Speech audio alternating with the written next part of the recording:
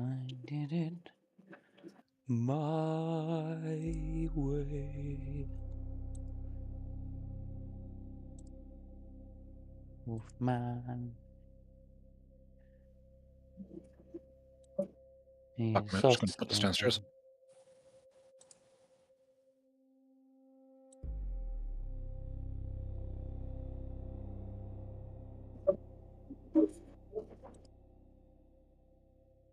I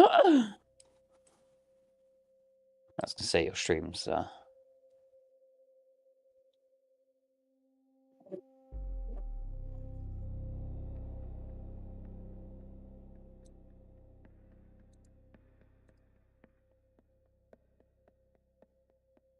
What are you doing, D? He's not there, is he?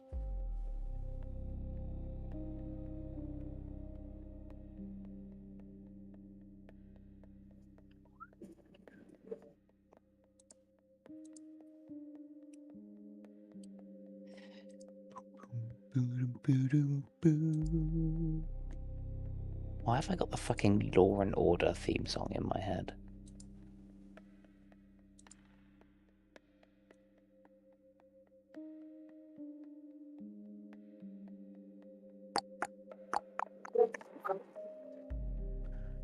I can't hear you, D. You're just getting weird feedback.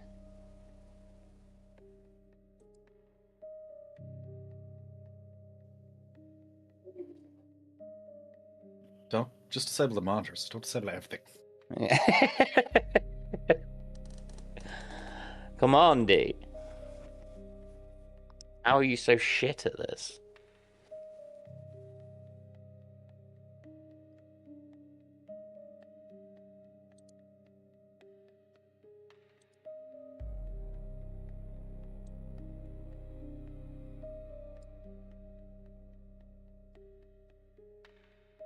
Maybe it was the talking about Rachel Weisz that's just, you know. Yeah, he's just gone off. Yeah. He's in his bunk. Yeah. Got to give him like 2 seconds and then he'll be back. It won't take long. I don't know. I was always a Catherine Zeta-Jones fan, I'm not going to lie. Yeah, I get it, but also I've never been, you know, like I see why people find her very attractive, but she doesn't do it for me. It's okay, you've no taste, it's fine. I get it. Salma Hayek, however. What's up, D? You hear me now? Yes, sir. I don't know what it was. Like there was like a really like quick flicker, and like as in like the power on my keyboard, mouse, and mic all went out because the RGB died, and then it came back, and then the mic wasn't working for some reason. Oh yeah, love that. I love PCs sometimes. It's great. What's going on, Wolfman's chat? Kirsty, I would like to inform you for the purpose of this game, Waffle House will be serving glizzies. The Blizzy Glizzies, as D affectionately calls them. Holy heck. That's the only feedback note.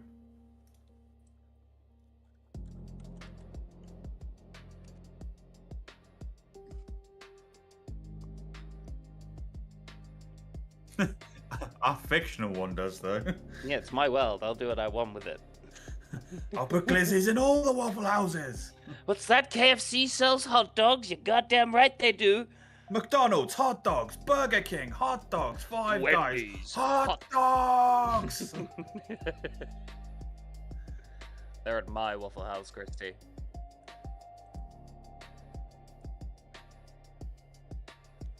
Probably. Yeah, probably. Yeah. Hell yeah. Okay, let's do... No, Christy. Glizzies are at Waffle House. They absolutely are.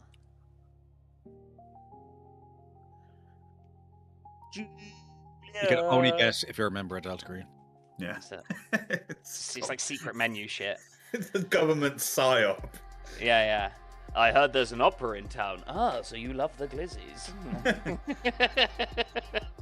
Pickles and mustard. That's it. It's Services at Wendy's. I did go to Wendy's the other day. They've got a Biscoff ice cream, and it was absolute fire. Oh yeah. Okay. Let me roll the fucking thing back to where I was. Huge. What the fuck happened last time?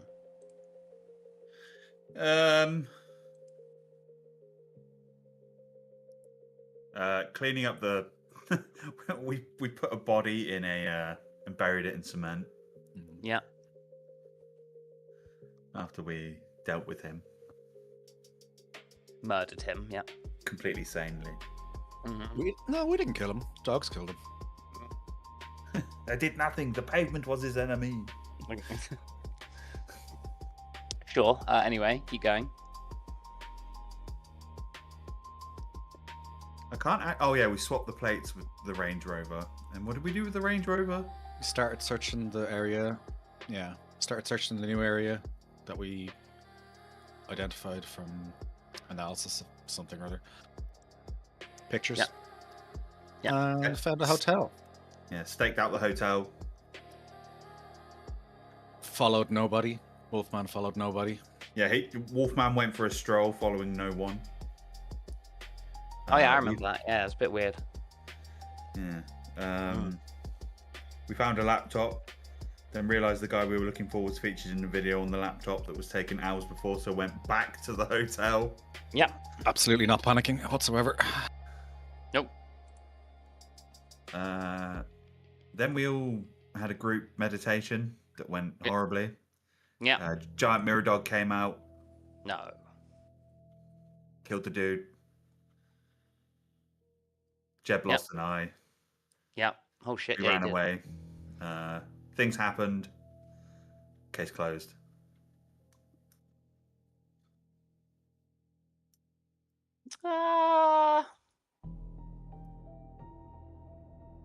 At the time it would have, but I think you probably would get used to it.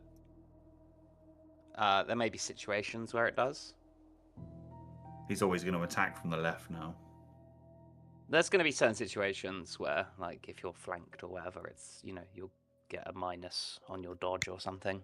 I think he should get a +20 to disguise, because obviously he's got an eye patch, and that's a great disguise.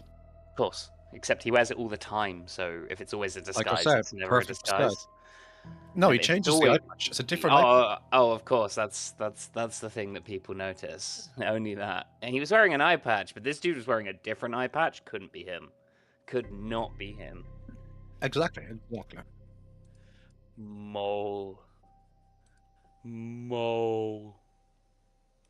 Mole. Yeah. Case closed. Yeah, then what happened?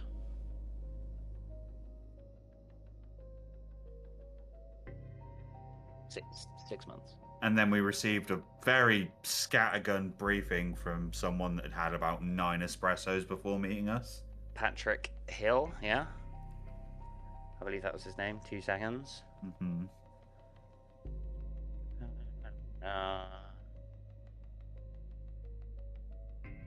Yeah, DHS special agent. Yeah. We have to go check the contents of a box, and that's it. And I'm sure nothing bad will happen.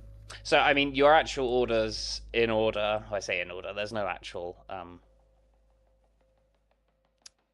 what's the word, priority to any of these, but is to arrive at the city utilities with the Missouri National Guard, contact 1 Stanley Skip Mills, inventory unit 171 at Earl's Rentalot, and secure all the items.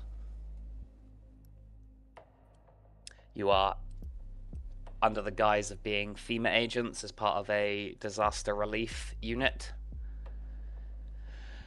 And yeah, you all kind of just hopped on the back of a big military defense truck, which is stuffed with blankets and clothing and food, and you took a ride into La Fontaine. We ended the session as the truck was rolling in through the blizzard, which is hard and heavy.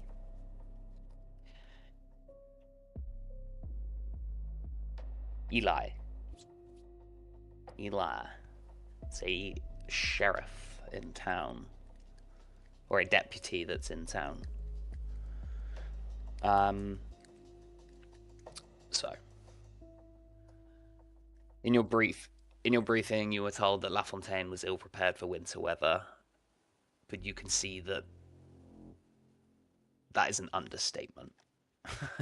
The level of destruction here is unwieldy. Nearly every road is blocked with felled trees. Phone and power lines dangle everywhere. The few emergency responders you do see are like chiseling vehicles out of the ice like sculptures.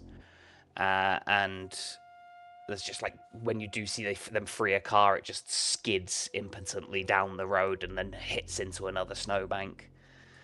You can see the majority of the homes are damaged and without power. If you're going to get anywhere around this town, it's going to require trekking on foot through the snow. You can see like the relief teams have been here for like 5 days now, and they've made scant headway. There's a few major roads that have been cleared and salted, and the commercial and university districts to the south have had their power restored. Very little relief has come to the north side. The poor side of town, the convoy inches through.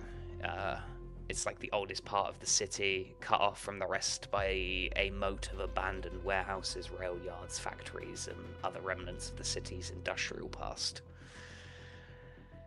After hours, you got on the thing at midnight. It's now like 7 a.m., and the last 3 hours have been just chugging through thick ice and snow into the city. You finally arrive at the city utilities building.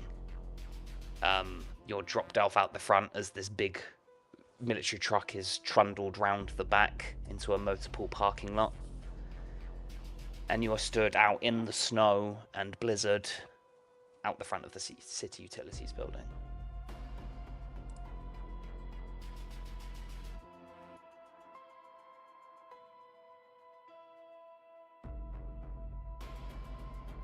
Don't all rush. Sorry, I'm just checking my gear.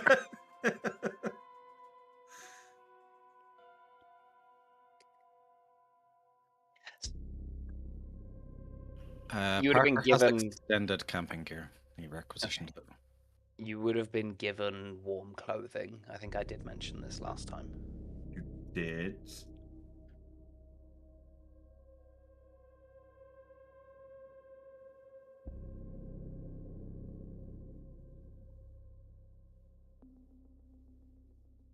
So you would know that the city utilities has been turned into a makeshift headquarters for all the first responders and like the units that are here.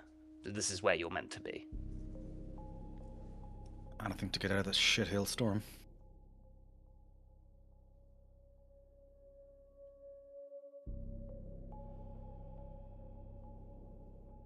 Okay. You make your way inside the utilities building. As soon as you open the door, a din of bureaucratic chaos. The place is clogged with activity. There's complaining customers who are like entering their second week now without electricity, and they are packed in the lobby like cattle. You can see receptionists doing their best to try and calm the crowd. Exhausted linemen trudging in and out, returning for more equipment or just trying to catch some sleep in the locker room. Very quickly, you are spotted by a young woman, blonde hair. She comes rushing up to you. You're from FEMA, right? Yeah? Yeah. Yeah, we can see from... we were told that you're coming. I'm Tanya, Tanya Cambria. I was made aware. There's not a lot of space in here, but we've got somewhere out the back for you to set up your work. It's just a prefab trailer, but it kind of gets you out of... She like sweeps around the room. This. All right. If you'd like to follow me. And she leads you kind of through beyond this packed crowd and into a bit more open space. And you can see there's loads of city responders and alphabet soup agencies here. Just all the agencies under the fucking sun, you can see. You're led out back into the car park, and you see across from you, opposite at the other side, by a sort of the back of the chain link fence that wardens off this area, is a prefabricated trailer. Up on stilts, small stair set leading up. You can use this. It was being used by Mr. Mills, but he hasn't been. He's been out sick for the past 3 days. So, yeah. And she takes you up. The office, as you enter in, it's very isolated. It's hot in here, not hot, but it's heated and it's private. There's a few fold-out tables, a desk, a computer, a weird kind of stale, cheesy smell in the air, and like 70s wood grain interior, which is quite horrible. But she guides you in. Yeah. So please feel free to use this, and if you have any questions, I'll be inside. Miss Mills, what's your role here? Miss Cambria. I'm sorry, Miss Cambria. Yeah, the other guy's Mills.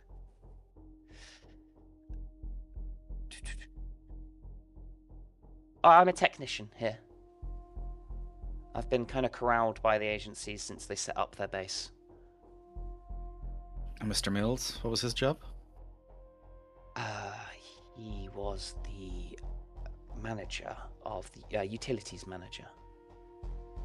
Who has a Hume int over 50? No, sir. You do. You can see as you mention Mills, she gets uncomfortable talking about him.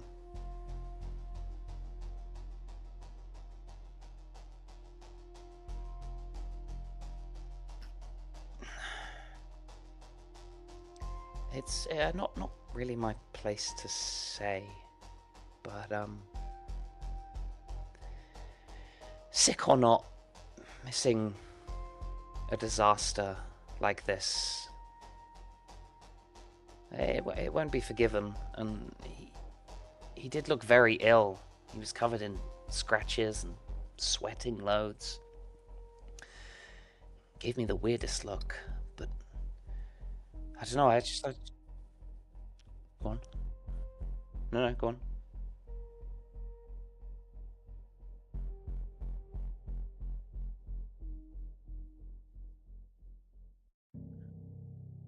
Why does Mr. Mills? A few miles north of here. I don't know the exact location.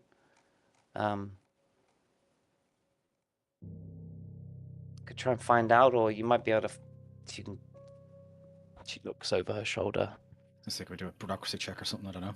If you can get into his computer, you might be able to find it on there. Not technically allowed to give out employee information.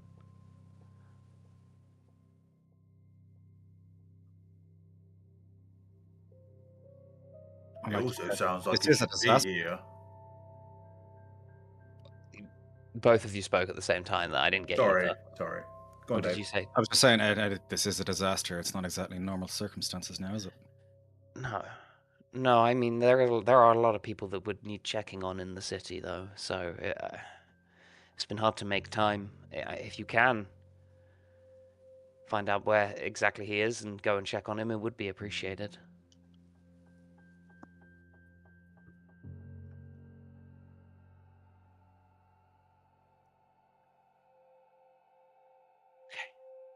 I have to get back.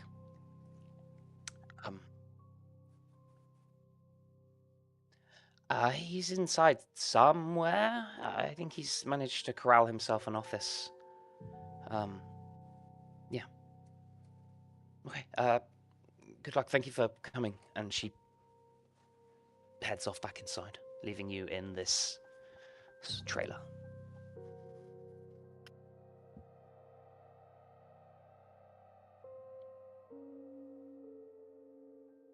We haven't been told exactly where the. Sorry, I'm gonna look at the where the cache is. All right. Yeah, you have. Rent. Do we know? Yeah. Do we know where the rental lot storage is? Presumably it's So not at the moment, but you can get Google Maps up and check on the computer. It is on. Okay. So I will reveal, or you get like a local map that you basically print off. So you are currently here. The Earl's rental space is a few blocks here. You know that the University District to the right and the Commercial District to the left have power. Everything north is blackouts, you know, spotty power around those sort of areas. It's all still iced up very heavily.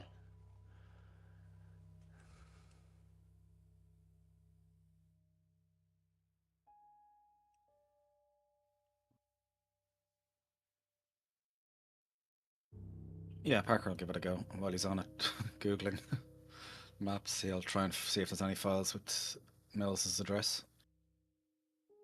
Okay, so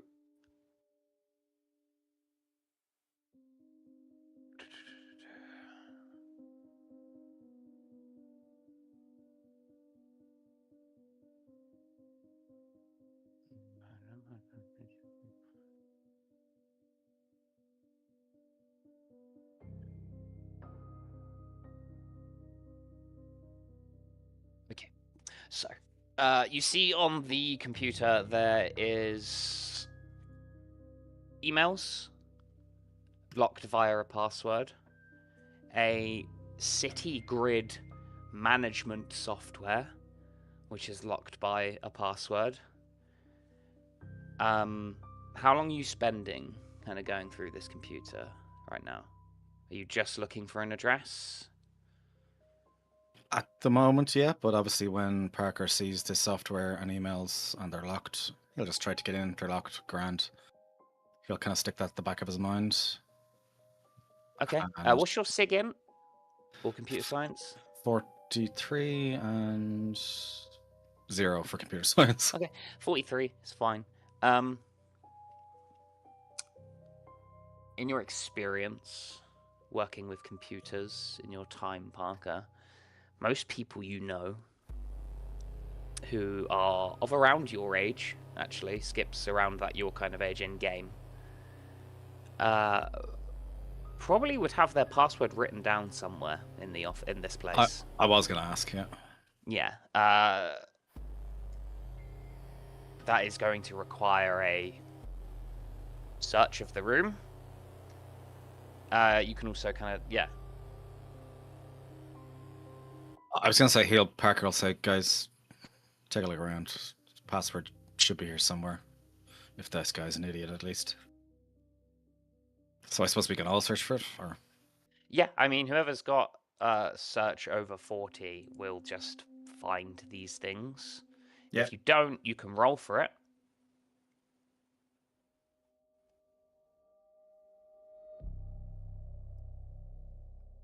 Yes, it was. Okay, ticky tick.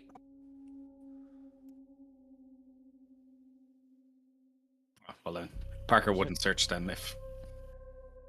I mean, okay.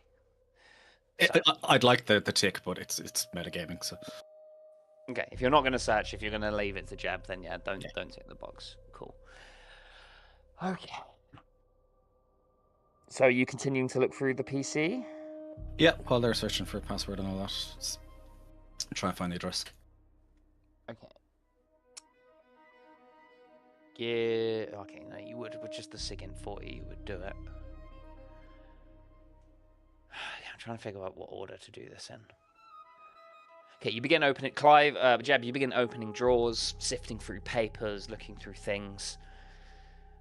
As you kind of bend down, that weird smell gets, as you go down to one of these drawers near where Parker sat at the desk, that weird smell gets a bit stronger. And you kind of look under the desk. Around the same time, Parker, you're searching through this dude's internet history just to see if he's ordered anything. If anything, you can, pick it up from that. And you can see over the last days that he was in work before he's no longer been there, he'd been surfing, browsing a number of deviant porn sites. The erotica reaching levels of violent into almost the extreme and unfocused on any particular gender. As you see this, Jeb, you go under and you see there is dry and sticky semen on the underside of the desk.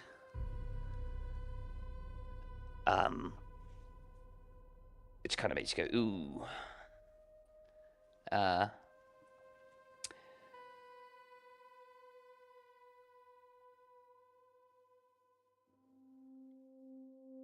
mean, it's kind of like it needs a clean. It's like, yeah, it's like, you know, plastered on there. Yeah. You do find, however, in the bottom of one of the drawers, a to-do list, which has a line on it saying, update grid computer, open brackets, password 1, close brackets. And on the rear side of a calendar, you find scrawled down Ecclesiastes 28.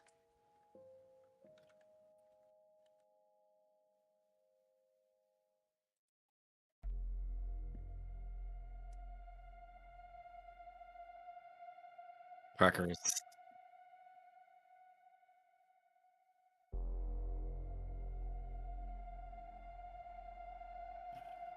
I'm not a religious man, but sounds a Bible verse to me.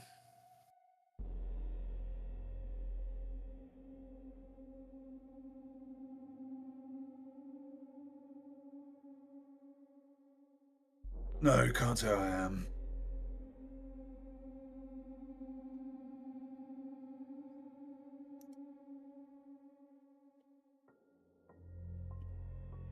Yeah. Sure.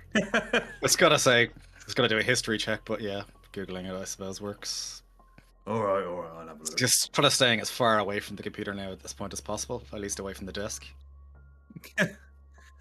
Clive gloves up and saunters over the computer. He kicks away the chair and prefers to stand and lean over. You would know that, like, the if you Google it on the computer, it's part of the Hebrew Bible, but there is no chapter 28 or verse 28 part of that book. So you gather it's probably just a password. Well, there's just 2 passwords in here. There's 2 bits of software requiring passwords for each. Try them on each, check his emails, see if there's anything stands out, see if he's still ordering pornography. Okay. I'll check his emails if, like, yeah, transaction history. Nothing like that. They're mostly work emails. However, amongst, like, you see, like, there's just floods of requests for situation reports from recently for, like, the storm that's going on. You see that Mills sent out a hastily typed memo listing a number of addresses where lines were down. Minutes later, he sent out a second memo urging everyone to ignore a certain address in the previous message. As you take a look and cross-reference it with the map, this shows that this address is the Earl's Rent Space unit.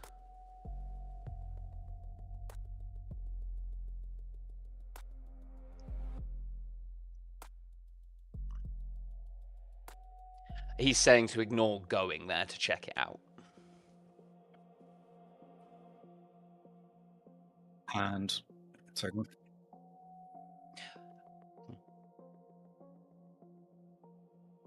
Can we check the power grid software to see if the power in that area is back on at all, or if it's turnable back on? Sure.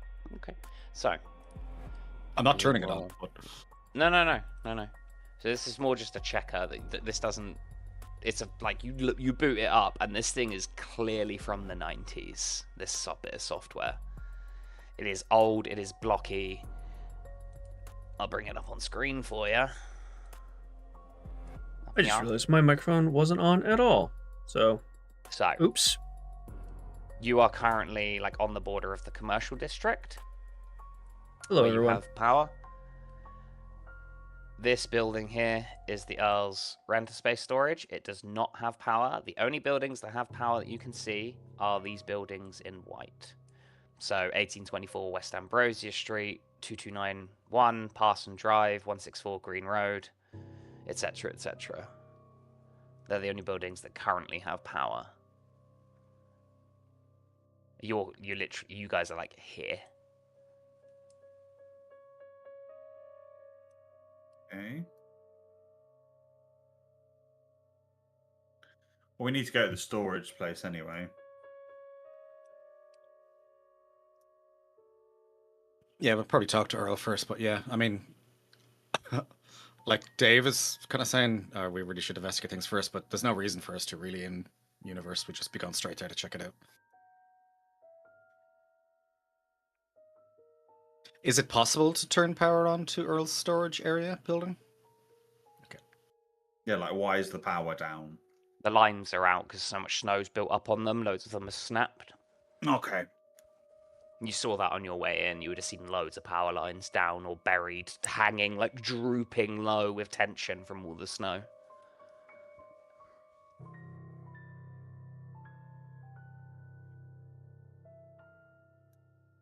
Well, I mean, we have a priority here, so I guess we just go to the storage. Do we make contact with Deputy Eli first?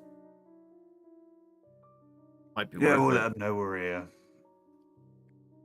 While we're on the way out, yeah. So you head back into the hustle and bustle of the city utilities main office. It doesn't take you long with your guys' search to locate a corner office that's been like squirreled away out of sight. A piece of paper has been taped up to the door saying Deputy Eli Filigree. You knock on the door a few times, you hear enter. Door opens, you see police officer in like his late 50s, early 60s, pot-bellied, glasses on his head. Hello there. What can I do you for?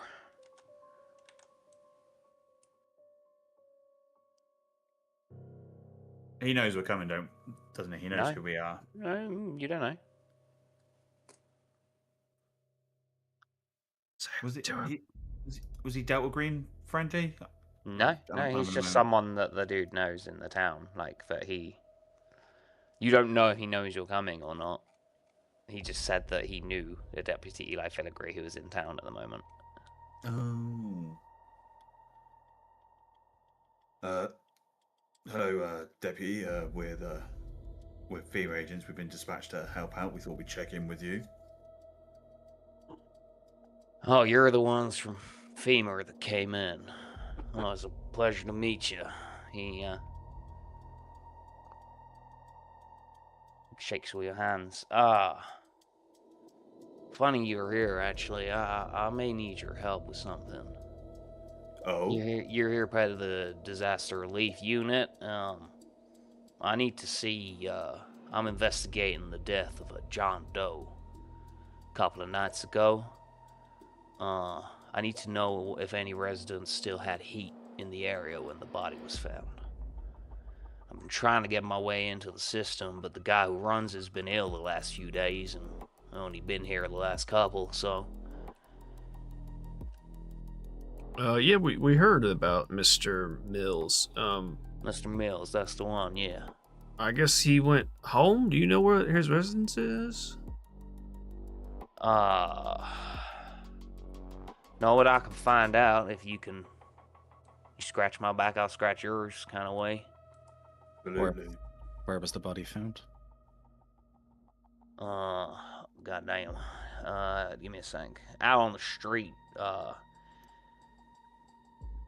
kind of stuffed into an ATM kiosk downtown.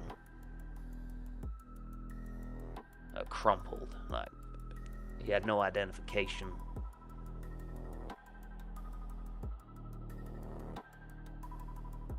Have you had anyone do an autopsy on the body yet? No, he's still down the city morgue.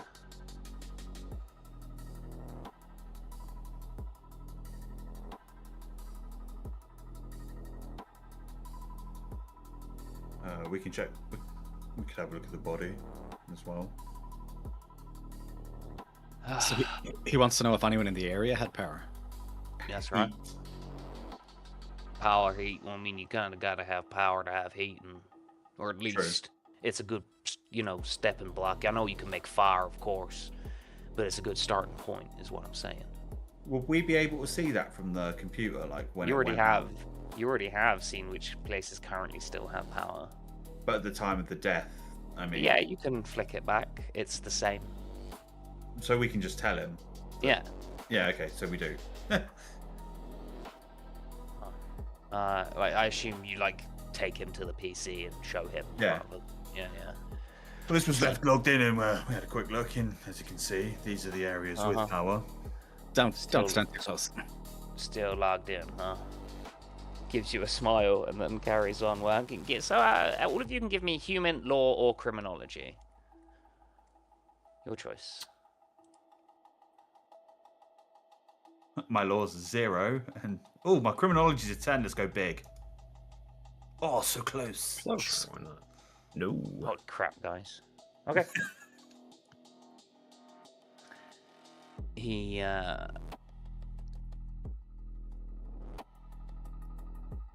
scratches down the address. I really appreciate this, boys. There's a disaster going on, so they don't want resources spent elsewhere, but I just can't let this go. Give me 5 minutes. I'll find out where Mr. Mills lives for you. We're not getting any kind of sense that this guy isn't on the level, right? No, he's definitely a copper. And I know your resources are pulled pretty thin. Some of us have. Clive, why didn't you roll Humint? I've already failed it. Yeah, but... Oh, I should have criminology. I should have rolled Humint too. I just saw the lower number and I was like, I want to tick next to the box. That's so meta. I meant roll the highest. Oh, okay. Hold on then. Hold on. Same for Parker. I'll say, do you want me to? No. We're holding the roll, Okay. which means you would have succeeded, Clive. Yes, I would have. I will uncheck criminology. Good. I'm sorry. Yeah, no, we don't do that shit. When I ask for 1 or, you roll your highest. That's how this works. Okay. I'm taking every box. Fuck you, Noodle. No, fuck you. How dare you? You meta that shit on my watch, you sons of bitches. You're already good enough. This dude's working off the books.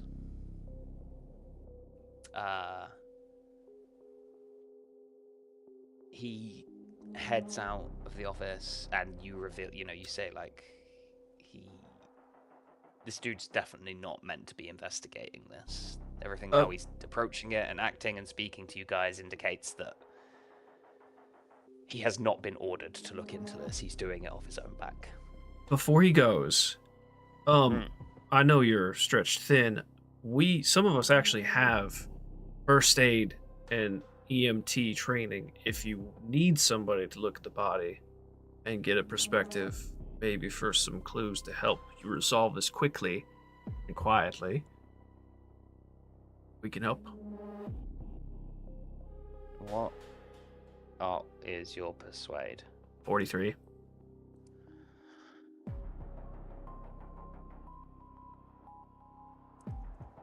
All right then.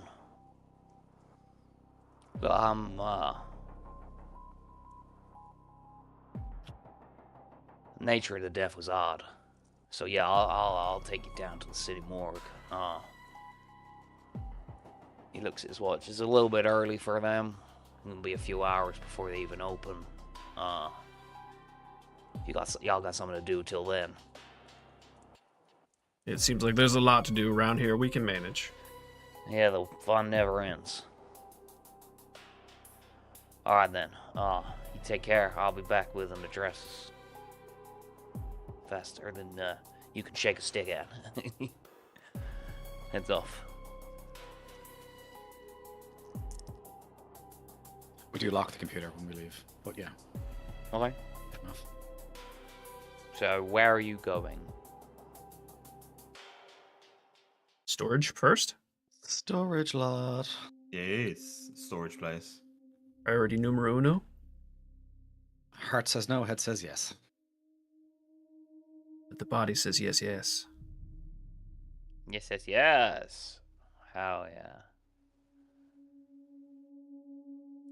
Okay.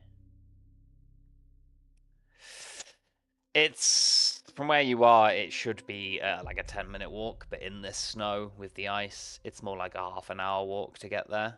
It's a fucking pain in the ass. The roads are somewhat clear. You can see places started to be digging out, but mostly around the Ellsworth space, it's snowed in with a good few feet of snow.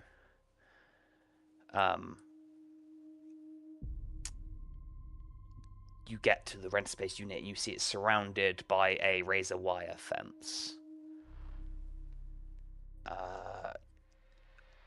You can see a number of the units have been... Okay, cool. A lot of the units have been crushed under snow, collapsed inwards from tree branches falling in, etc., etc., etc. Everyone can give me either alertness, search, or sig int.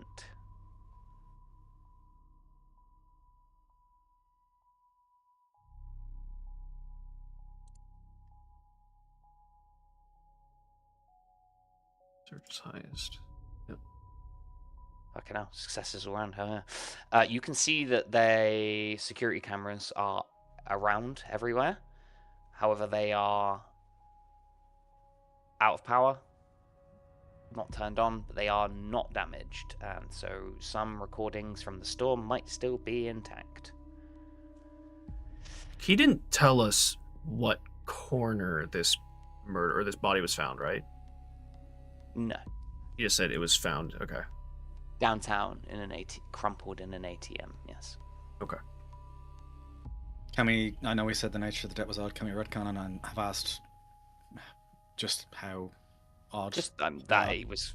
I mean, he was found without some of his clothing. In this weather, he was not dressed for snow, missing a shoe. It's very weird and odd. He had scratches on him. Yeah. So.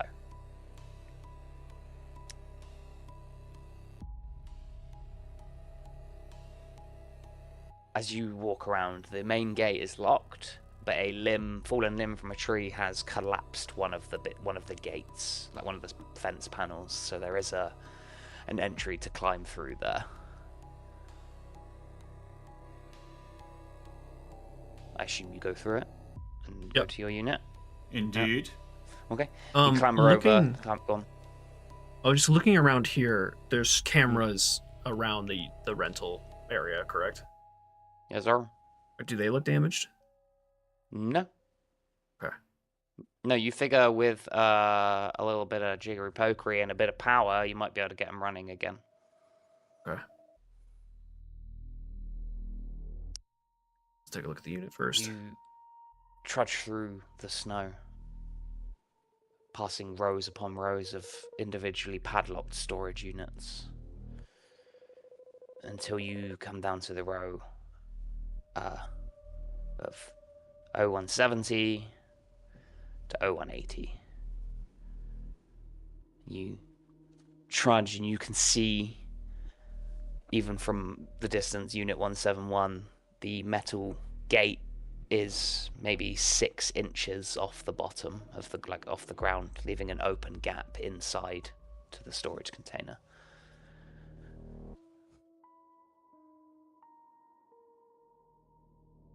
I'm gonna pull out my flashlight. Yeah, I was assuming I just had mine out. No, you're it's not out until you say it is, my guy. Okay, I get my flashlight out also. Oh yeah. Suppose. I suppose. Just to, can we have been keeping a record of where the power lines were down to, in case we need to get them repaired to return power to the storage lot? Or is it like too widespread? Too widespread to keep track of. You don't know. It's going to take a lot of work to get power running. You might be able to, if you spent a good few hours, like trace a line back to where you could. But yeah, off the noggin, no, it's hard to tell how you would get it, what the quickest route would be. I mean, you could do it, it would just take time. Yeah, no, that's fine. That's just in case it was a once-off. No, there's loads of power lines down around here. I'm gonna put myself along the side of the door and look at the boys ready to open it when they are.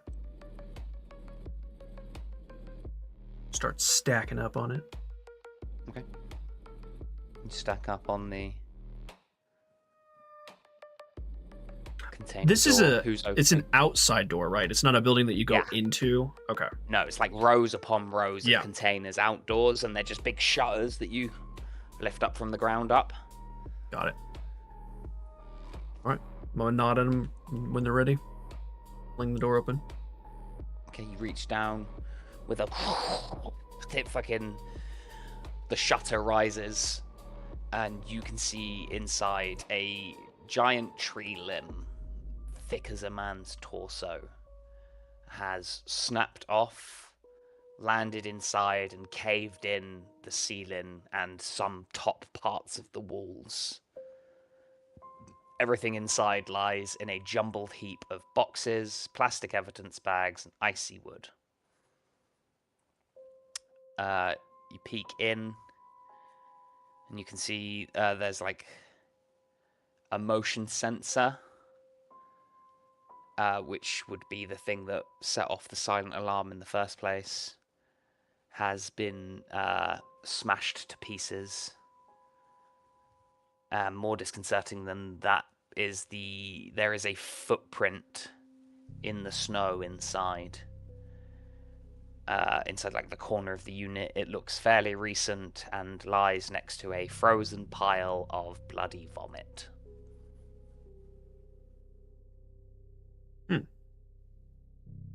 That's not good. I'm going to look around for a container marked 224.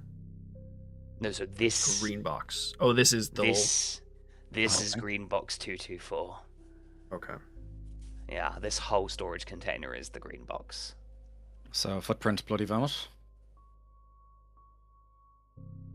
Can we examine the footprint a bit more? Yeah. Does it look like a estimate size? Yeah, trainer. US 10 boot. Kind of snow boots, you gather. He's wearing a UK 9 boot.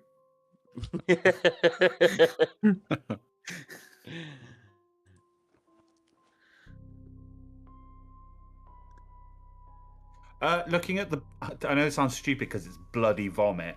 Does it look like there's anything particularly unusual in the vomit? No. Which is a stupid question because it's bloody vomit. Other than blood, no. Okay. And the actual room itself, which is 224 or whatever, like, it doesn't... What else is stored here? And like, is there a kind of some sort of storage unit inside it that is broken? No. It's so just... the roof has caved in. It's like a like, so you know, like when they think like a garage. Yeah, like a garage. Yeah. No, I get that. Yeah. Yeah, so it's just been caved in. There is just shit everywhere. You gather there might have been some kind of like organizational structure to it, but the tree branch has knocked everything asunder.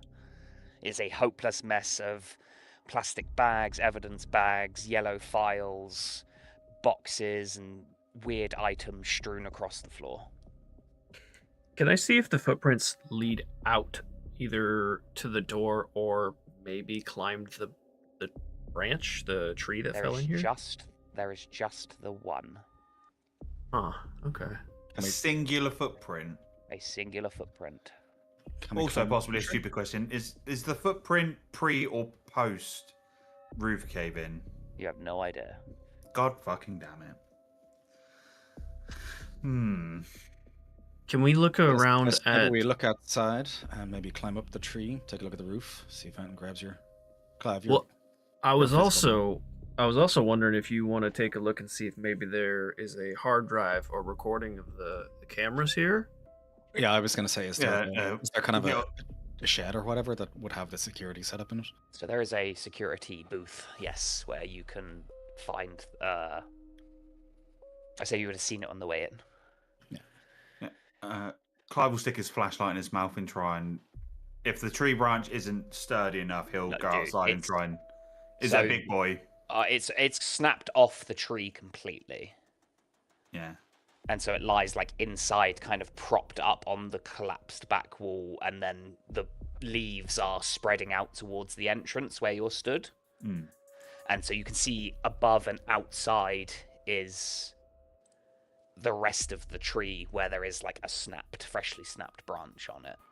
Yeah, I just want to have a quick look at like the roof of the unit, see if there's another footprint on there or anything.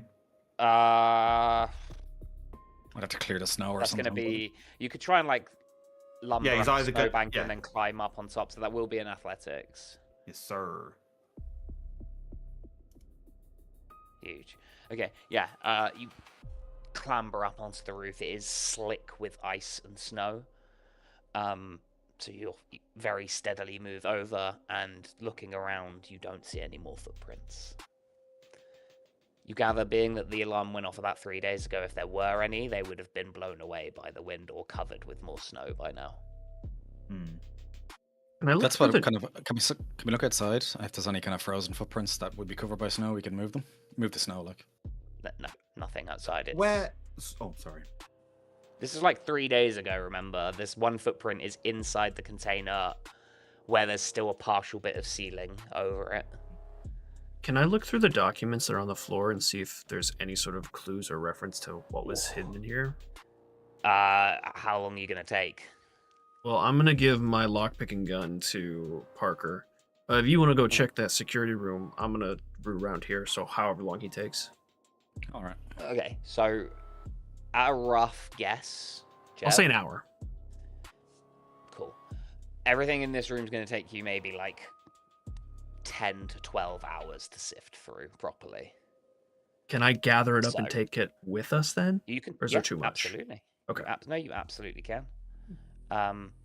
There's like, you could find some kind of thing to drag it in. You would have seen, like, there's a lot of industrial places. You would have seen some wheelbarrows about, like overturned ones. Parker, you head to the security booth. Okay. I'll just quickly before I leave, because I'll go with Parker. The tree branch is snapped. It wasn't cut. It's snapped. Yeah. It's okay. No, that's snapped. Yeah. No, yeah. That's fine. I'll go with Parker then. Cool. You two head off, leaving Jeb to start sifting and gathering up everything in this room. You head into this small security booth, and you can see the computer system is completely intact. It just needs a little bit of juice. And there's no removable media? I don't know if it's VHS or... No, it all looks digital. You gather that you'll probably have to turn the system on to retrieve any recordings. And there doesn't look to be any kind of backup power system at all. No, but you think maybe a portable battery or something could get it working? Okay.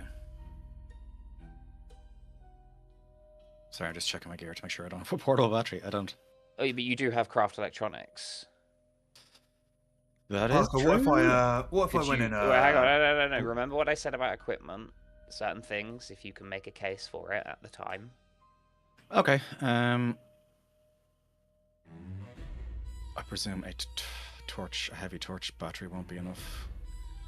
But no, but maybe with a little bit of science, you could rig a few of them up. Okay, what if I went and liberated a car of its battery? Yeah, that would probably work.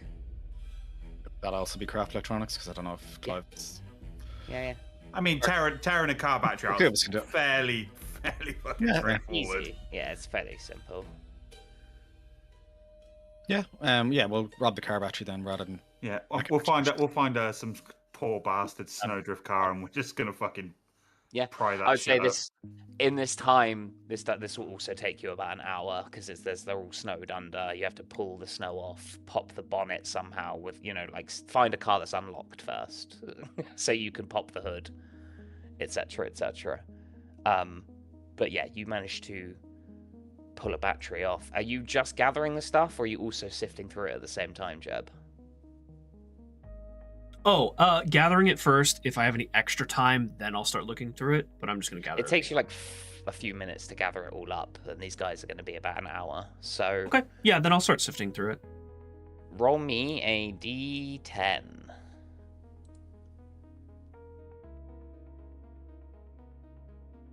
Okay. You are sifting through this stuff. There's just like you're not paying much attention, but one thing does catch your eyes. You're looking through. You find a series of vacuum-sealed cellophane packets, encased an entire box worth of odd fleshy lumps. These things, if they ever were alive, are long dead and grey with age. Each is about the size of a fist, and they appear to be tumorous. Okay. Should we have phoned in the state of the lockup to the guy that gave us the job? We don't have a way of contacting him, do we? With the storm? Pardon? Because I mean, we're meant to do like a checklist of everything that's in the storage. We need to like let them know that the storage is compromised. They know the storage is compromised. That's why you're here. They said as part of the briefing that the door's been open for near on a week now. So. Okay. I guess that's a good point. I assumed we didn't have cell signal. Do we have cell signal? Yeah, luck check. No, you don't. Okay.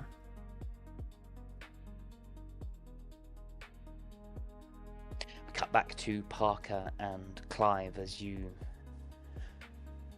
rig up this car battery. It takes a little bit of time, but you finally manage to boot up the surveillance system. You see there are logs upon logs that finish on the night of, the early morning of January 2nd. Which is the night the storm hit and the night the alarm went off of the green box. Okay, so we'll watch that one. Okay. And try and speed through it until we see some kind of activity, and then slow it down. So you scan, and it is just a fucking blur of snow pouring in front of these camera lenses.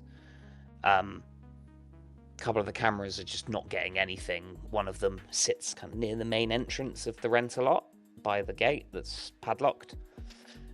At around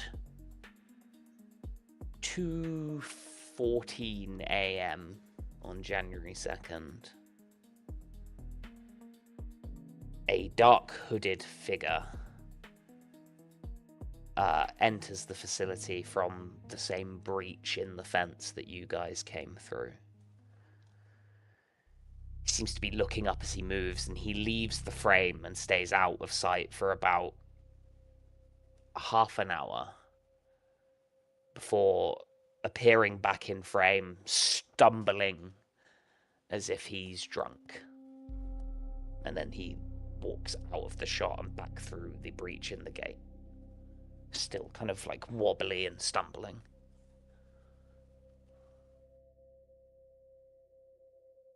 As in stumbling injured? I know you said stumbling drunk, but does he look injured? You can't tell on the video footage. It's hard to see. It's very blurry and staticky from all the snow that's passing by. You don't suppose he ingested something from the lockup, do you?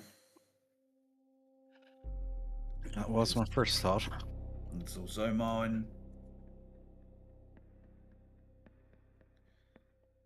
We cut back to Jeb as he's being absorbed by the thick. No. Not again! That was my second thought as soon as you said it.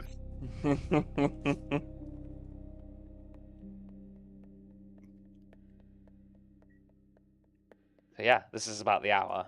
Jeb's collected all the stuff and seen these weird fleshy lumps. You guys have seen this Hey, dude Hacker. appear. What's up, dude? And And hey, John disappear and out of Bill. shot. Sorry, guys. How's it going?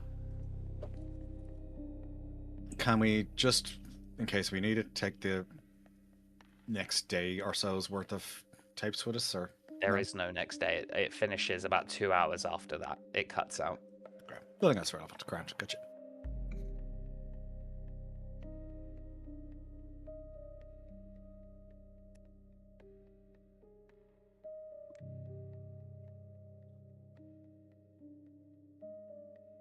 What do you guys do? We'll go back to Jeb. Yeah, we'll go back to Jeb. Yeah, he's dead. He's no. There's blood everywhere. Oh God, impaled. the humanity! Impaled on the tree. Imagine I Clive- just killed you off screen. While walking back, Clive's like, "Hey, whose foot is this?" Yeah. Why has it got spurs on the boots? Parker, is this yours? So yeah, you head back. You see Jeb has gathered up all of the items into like a big fucking plastic bag, I'd say, that's in the room that you just gathered. We'll have to spend some more time sifting through this, but what do you guys make of these? And I'll show them the fleshy lumps. And just like Packets. tumorous flesh lumps, about the size of a fist. What are they sealed in? Like Like cellophane, vacuum- like vacuum sealed bags inside a big case. You didn't happen to find open one of those, did you? No. Nope. All right then. That's a What, did completely you normal guys- question. It is. Did you guys see anything on the recording? Were you able to get the recording up? Your man walks in, seems all right enough, but then he about half an hour later he stumbles out.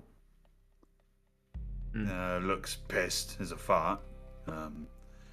Initial impression is possibly ingested something from the lockup, which is why I'm looking at your forbidden meatballs like that. Appetizing. I also, since we're alone now, did either of you Go guys on. find it weird that the sheriff, not the sheriff, deputy, described his victim as having scratches, and that Little Miss described Mr. Miles having scratches? It is 2 for 2, isn't it? Yeah. Hmm. In our business, we don't deal in coincidences. Sure, it's fine. Stop saying that, God. I don't like it when you say it. She's in Makes the me walls. nervous. She's in the goddamn walls. You do not know I am here, mortal. God. No, it wasn't. Well, either way, we're gonna have to get this stuff back to the thing, but we're gonna have to hide it because this is obviously sensitive stuff. Then we'll have to go find your man. Are we going for Mr. Miles, or are we going to go to the morgue first? I guess we got to wait and see if Deputy got back We gotta to wait. us, but We have to wait for the morgue, don't we? about, what, So hour we or have two to, more? We have to get the stuff from the lockup to our little porta cabin.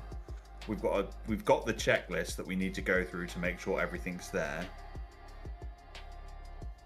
You don't know. No. You don't know what's meant to be there. You just Our have to checklist do is it just- for inventory the unit. Yeah. Yeah. Oh, so we're gonna So have to you start inventorying stuff. So yeah. Yeah, and you're gonna need to figure out if something is missing and what it is if there is something missing. Okay. Oh, that's considerably harder than I thought it was. Yeah. Yeah. What kind Welcome of to man this doesn't? operation. What kind of man doesn't leave a list? Well, there Delta might be Green doesn't leave a list. there might be a list in the documents I just found. Seems So to either go way- through 'em, doesn't it? I don't know. Sorry? We could probably do with the location better than the portal cabin, easily accessible by every Tom, Dick, and Harry. You did say you'd get left. They did say you'd get left alone if you were in like. Is it lockable? Yeah. How did we Yeah. arrive again? Huh? How did we arrive again? In the back of a military transport vehicle. I assume that's not still around. Yeah, there's a big motor pool in the same area that your portal cabin is. There's loads of like trucks laid out in the car park around the back of the city utilities building. So we could what's the word I'm looking for? Not requisition, but Borrow. yeah, but there's more official word than that, you know. Commandeer? Yeah, why not? It is military, so it's National Guard. So you don't think they'd be willing to give you one of their trucks. But we're feet. Yeah, but they're the military and they don't give a shit. That's we're- how the military roll. Like they don't. We're give a fuck who civilians. you are. We are Yeah. scum. They don't give a fuck who you are. Like you're not in the military, unless you are in the military, Clive. I mean, we are a Department of Homeland Security, I suppose. Yeah, I'm in the military. Please don't look at my name or my current I'm alive status.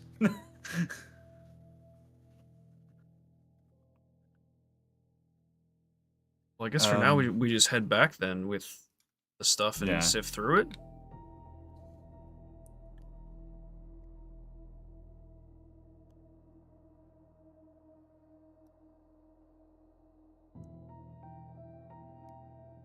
Yep, sounds good. Sorry, I was looking up military female interactions online, but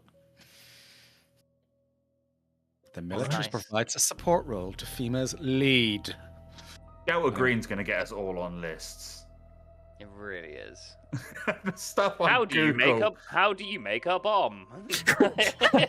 Murders in Chicago. Murder Yeah. rate Yeah. of Chicago. Yeah, yeah. Can Oh, you- stun guns legal in Chicago. Can you Yeah. concealed carry in Chicago?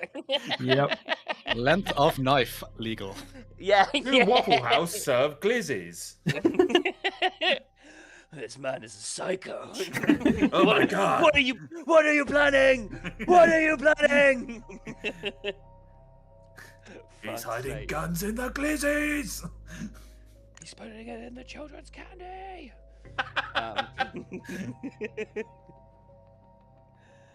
Hell yeah. Okay, cool. So you're gonna trudge on back to the city utilities building with your Yes. bag full of goodies. Yeah. Yeah, how much stuff is there? Like a bag's worth? Like, what are we Shit, talking about? I mean, probably a good few bags worth. There's a lot of shit here.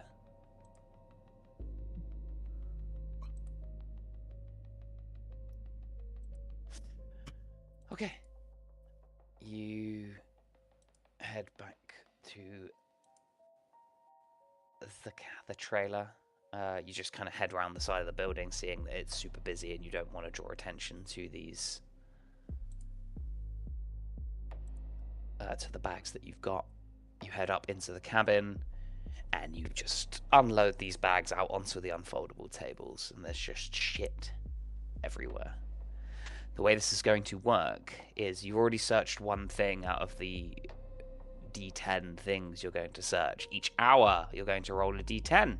If you roll a number you rolled before, I pick and choose whether it goes higher or lower. I might have you roll a D4 instead, and on odds it goes lower, on evens it goes higher. I'll decide at the time. Either way, there's a certain number you're trying to hit within this D10 range. When you hit it, you'll find out. So, Okay. who's Let's searching go. through this list of items? Not Dave. I'll do it. I'll roll it because I'll jam the number first go. Hit me. All right, here we go. Here it is. You son of a bitch. Ah, yes! Nailed it. Yes! Okay. You son of a bitch. Nicely done. You find one of the first things that catches your eye, Clive, is this like green box, very similar to the one you found at Mr. Bowman's cabin, bit newer in terms of its age. You gather it's some kind. Anyway, either way, sorry, a bit older in terms of its age. Inside, you find hundreds of yellow legal pads containing failed drafts of Escaping Altamira, an unpublished novel by one-off 1960s literary star Ryan Whitehead. The paper is smeared with moisture. Sifting through decades of drafts eventually leads to Whitehead's initial Amazon notes. Now, this is a bit of a read, so I do apologize. Oh, wow. Yeah, so this is the first page here. You can see it's gone through various different drafts to the editor until settling on one in 1970. I don't know if you guys want me to read this out to you or whether you guys just want to read it now. It's up to you. But it is worth reading. I can read it out if you guys want, or... I was going to say, do we want to read it during our break, or do we want to read it now? You can have a little break if you want. I mean, I'm easy either way. I'm going to read it now anyway. I'm reading it now. It's still a bit early, isn't it? A little bit, yeah. Just going to read it quickly.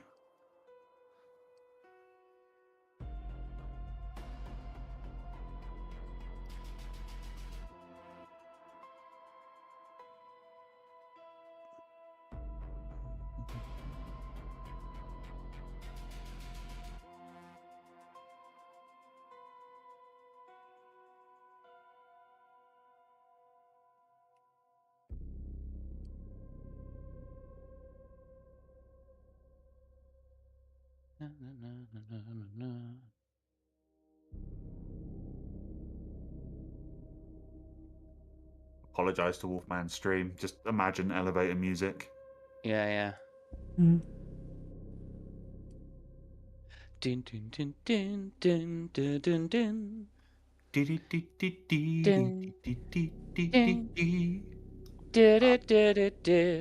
I'm going to mute while I read this. Dum dum dum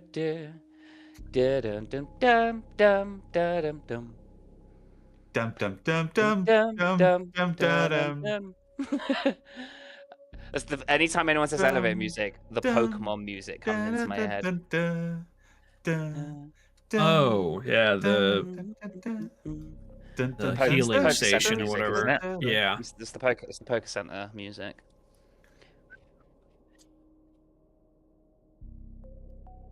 Da da da da da da da.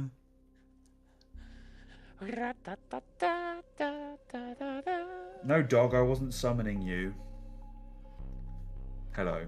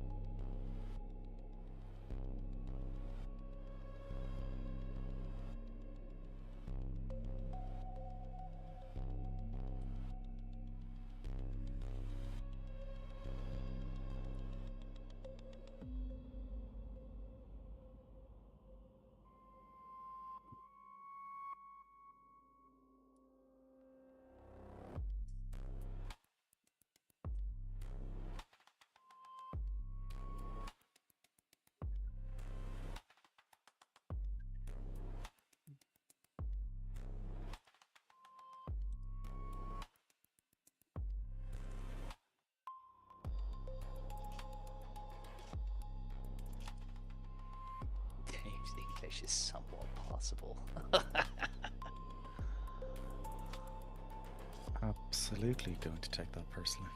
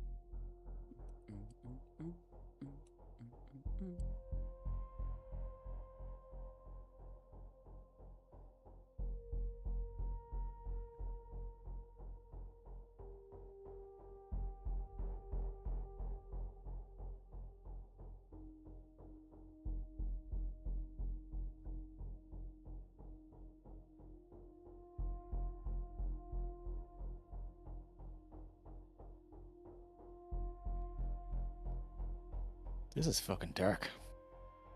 Yeah. Yeah, this is Yeah. something.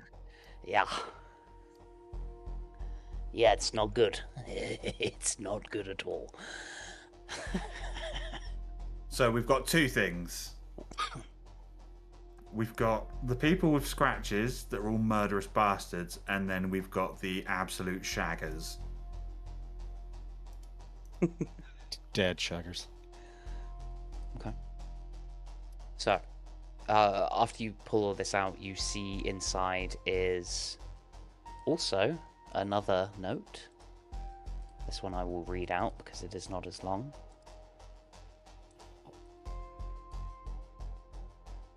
I speak Spanish. I don't know where there's in Brazil. Actually, it's Portuguese shit. Would he know what amante means? It is Portuguese. Would he be able to I'm. guess? Amante.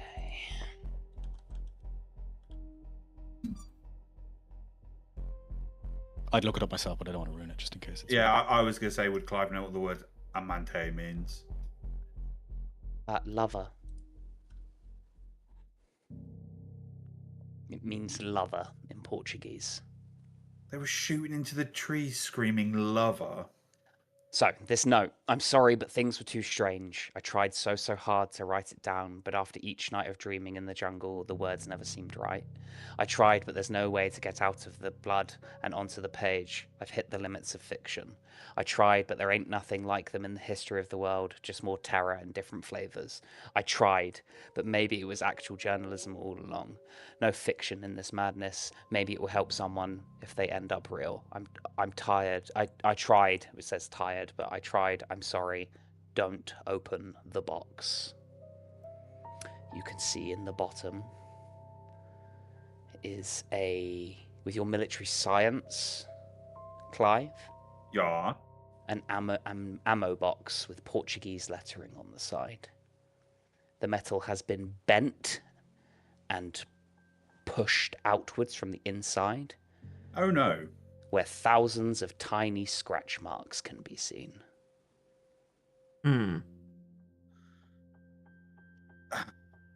Around the scratch marks, is there anything left behind? Traces of fur, blood, teeth, Nope. claws? Nope. your scales. Nope. So, reading what you can, or what you can gather from this. Mr. Ryan Whitehead cut something off of his dear friend Albert and placed it inside of a box. This thing is from a tropical climate. Sex and violence play a part in whatever this thing is or does or whatever. The thing in the box is somehow connected to a hooting sound in the trees. And the man who wrote this was driven to a life of reclusive madness due to what he saw.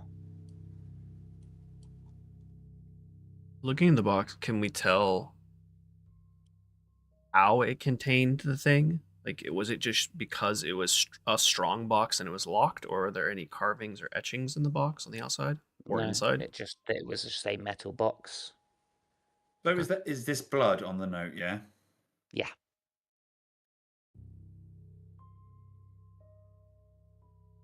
And the box, the scratches, like, does it look like somebody went into the box or came out of the box? Just It looks like How it something came sound. out of the box.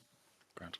Thoughts? Whatever was the part of his mate that he cut off forced its way out of the box. Yeah. Think the thing. Ah, fuck you, Noodle. I mean, what? Sorry. What have I done? You know what you've done. Look, man, you guys wanted to play this game, okay? I'm just So it like, was, you know, it was D's fault, is what you're saying. it was. This is all my fault. It is. It actually is your fault, D. You got me onto Delta Green. Oh, fuck me to tears. You know what I'm like as well. I love this shit. You're like, do I know this? No, you don't. Oh no. I made that connection in my head. You know, like the thing. It's gonna be fine. You mean this wannabe Super Saiyan from the future is my son?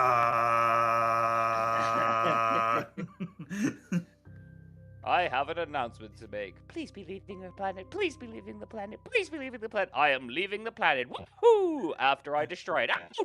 Oh no! But first,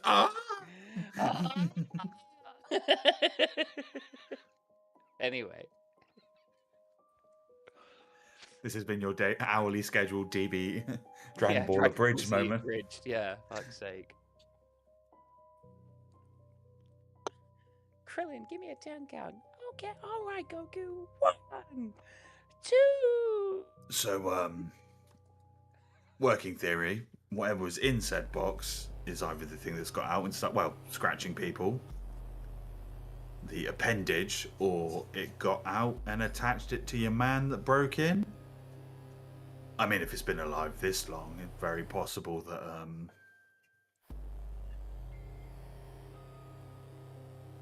his friend's alive.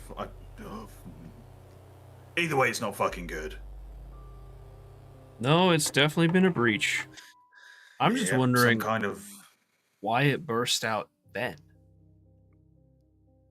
Like, it just seems weird timing for everything. I mean, your man in the hood, like I said, could be his mate.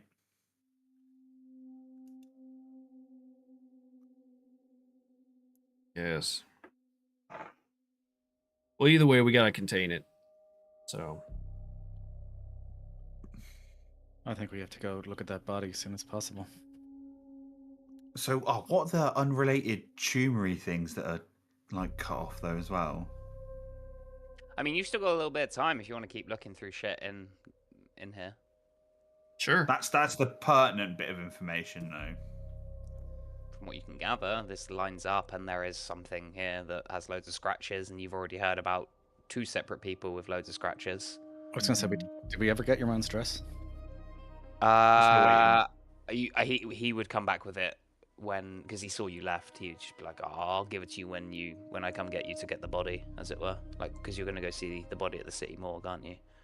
Unless you want to go seek him out. We'll wait for him. Well, I'm going to keep sifting through things. I want to find paperwork relating to the tumors. So what you found about the tumors is kind of what you found. If you want to look at them, you're going to have to like look at them, cut them open. No, I'm not breaking the seal on that. Okay. Just a quick snack, be fine. So are you going to just keep sifting through the stuff in general, or? Yeah, I'll keep sifting through it until your man comes to get us. Okay, so it'll be another hour before he comes to get you. So give me another D10. Anyone else want to roll it this time? I've rolled once already. Dave. Go. Okay. As you're all sifting through the stuff, Parker, you come across a roto printing plate press machine thingy mabob. I've revealed it. It's right at the bottom. A rotoprint plate, a metal cylinder used in a hand-cranked rotary printing press. You have a look at it, and you don't recognize, but it's like 6 separate comic strips with French writing on them.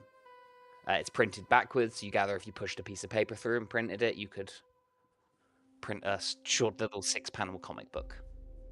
Yeah, why not? Let's do it. Assuming there's a paper lying around, yeah. Okay. So, you can grab, rip up a bit of paper and start putting it through. You get a bit of ink on there and you start winding it through. And you keep going until, like, the end of the paper and you see log. And you look through and you're like, oh, yeah, that's really cool. Then you get to the 7th panel. And it doesn't repeat back to the first panel. It becomes a new panel, as does the 8th, as does the 9th, and as does the 10th. And you look at the paper, you look at the printing machine, you can see the printing is one of like the ones you're looking at, the little presses are of the original 6. You don't see, you spin it around a few times and you don't see the 7th, 8th, 9th, or 10th panels anywhere on this little roto printing machine. Anyone who's watching, I need some sanity rolls off of you, please. I feel like Clive would be sifting through things for the tumours and that while Parker's doing this. Oh yeah, Parker, let's fucking go. Okay. Massive. You each lose 1 sanity. Well, I will absolutely take 1 sanity loss, given my history. As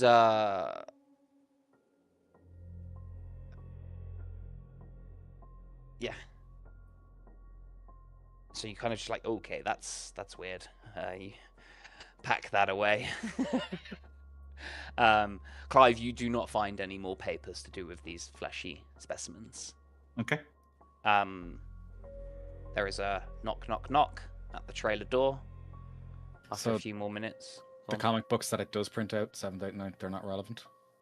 They're just more boy and his dog on adventures, but they're different.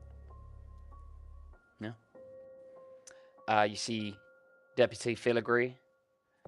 Hey there, gents. Got y'all an address. We gotta go down the moor in a few hours. They're having trouble getting in. They said they'll be open at about midday, so I said I'll get down there for about 1 p.m., which means y'all need to be back here just after midday. If you've got anywhere to be. Not terribly.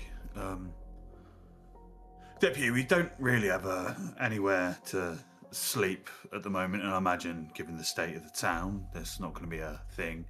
Are there any camping beds or that go and spare that we can convert in here into just a I can living get you. space for the minute? I can get you a few camping beds for in here. Absolutely. Thank you. Yeah, no worries. I'll bring them by. Gives you a nod and heads out and Deputy, before you go, this Mr. Miles, it says he has a car.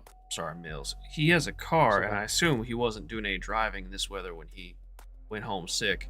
Do you know what kind of car he drives, or if it's in the parking lot? It's not in the parking lot, as far as I'm aware. I don't know what car he drives, though. No. Okay. You might be better off asking one of his co-workers, maybe. There's a few of them around. Will do, thank you. Right you are. He heads off, returns a few minutes later with some sleeping bags and sleeping mats. It's not much, but it's something. And a couple of pillows.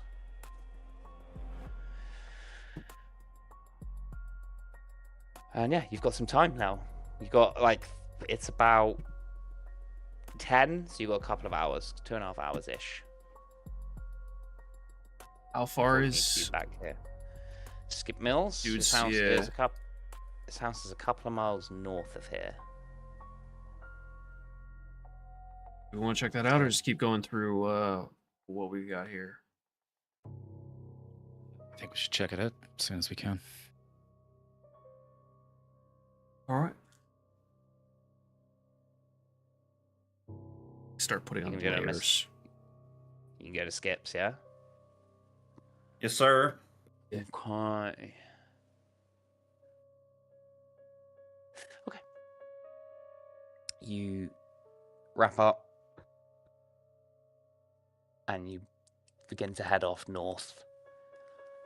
It's going to take you like 45 minutes to walk there. So you'll have about an hour while you're there to do whatever.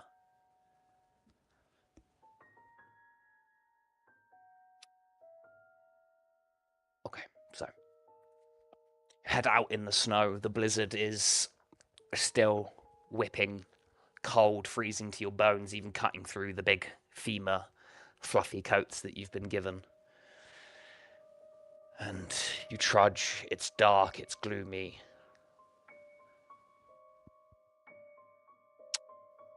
It doesn't take you long before you come across Skip's neighborhood. It is dilapidated.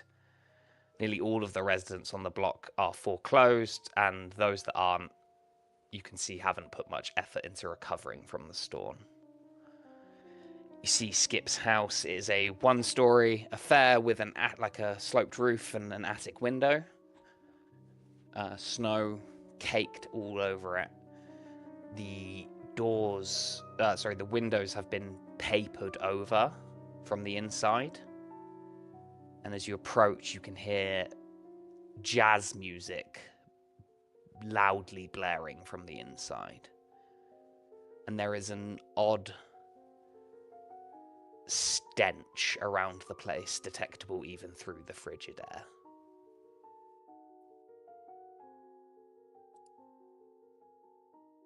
Does it smell cheesy? No. Oh, okay. I try and look through the windows. It's just complete, you can't see through them. They're completely papered over from the inside.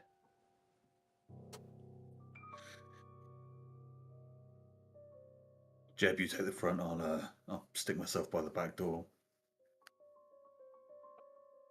All right. Are we? So there is no back door per se, as in there's a front door and then there's a door round the right-hand side of the house. All right, I'll take up the right-hand side door. Okay. All right. I will head up to the front door.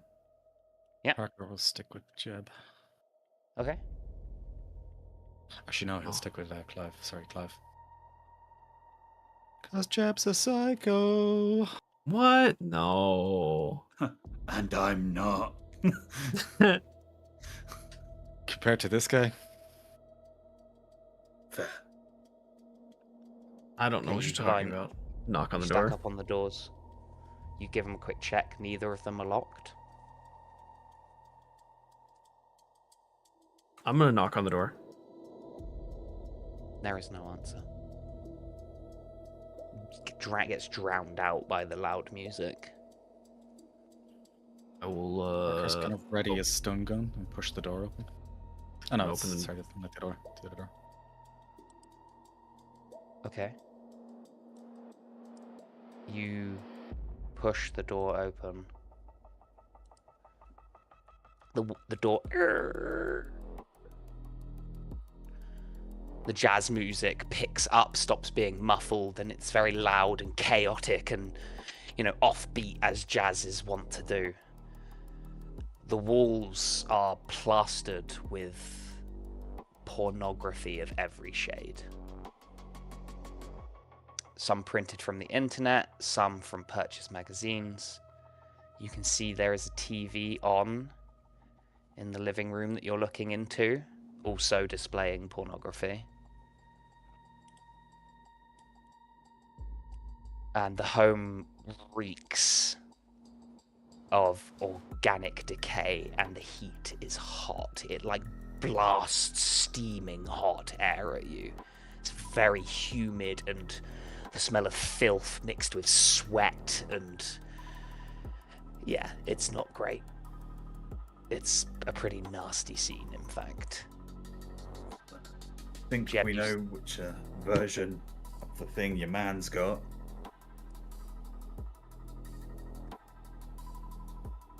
So you step into this living room, kitchen, dining room area here. I've blocked out a couple of things because spoilers. Okay. I'm gonna open the front door as well, but Yeah. I'm gonna start sweeping. Which one's the front door? Sorry, this one? This one. Okay. And then we're here. Mm-hmm. Just gonna sweep through the living area. Kind of taking it all Sweeping in. through. Just a couple of screens are on displaying this just pure filth. Porn everywhere. I'm gonna turn down the TV. That's where the music's coming from, right? It's not separate. No, there's a record player playing jazz. I'm just gonna pick up the needle so it just stops playing. Yeah, with the music stops. The TV's turned down and it is silent, and you can hear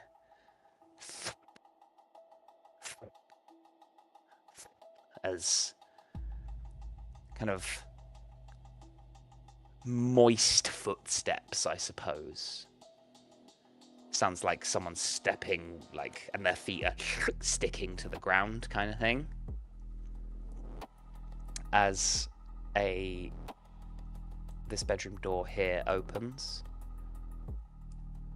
and stepping out, naked, emaciated, and kind of in this weird, eyes are glossed over, not paying attention, is a man in his 40s. You would have seen a photo of him from maybe 6 months ago, looking a lot healthier and happier. This is one Skip Mills. As he steps into the room, kind of here, he smells the air and his eyes lock in and focus on you, Parker, and you, Clive.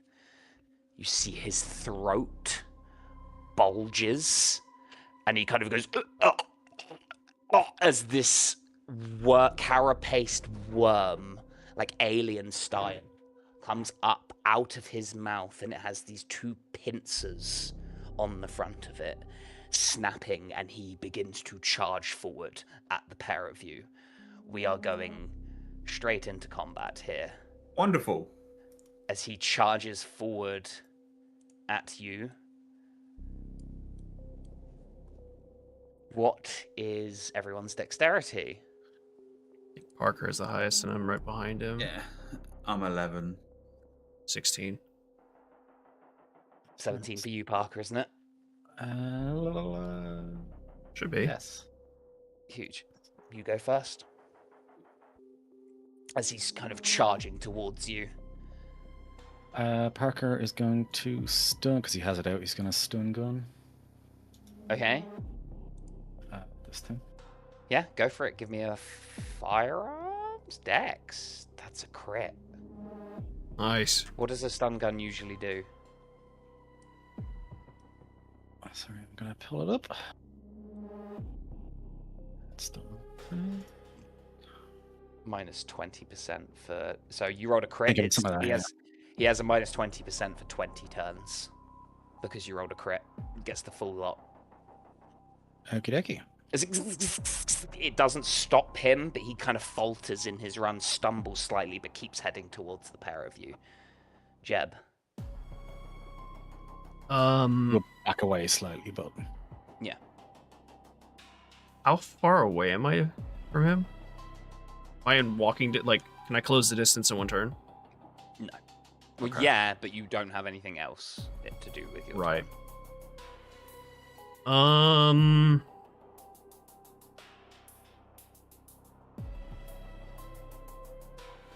Seeing as this guy's gone.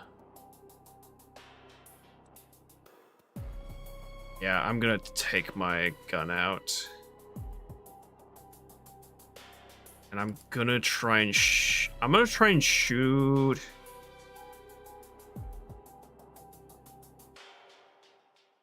him in the leg. So called shot. Called shot. Yeah.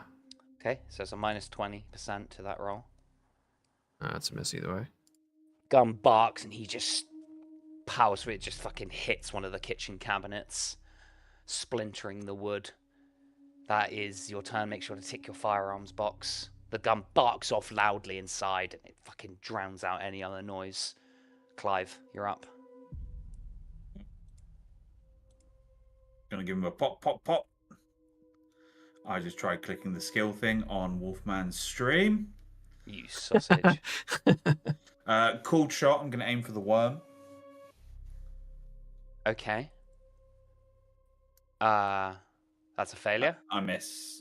Yeah, the bang, bang, you miss it, and it fucking goes past, like zips past him, scoring a little, like a small cut on his ear, just taking like the tiniest little chunk. Would go on.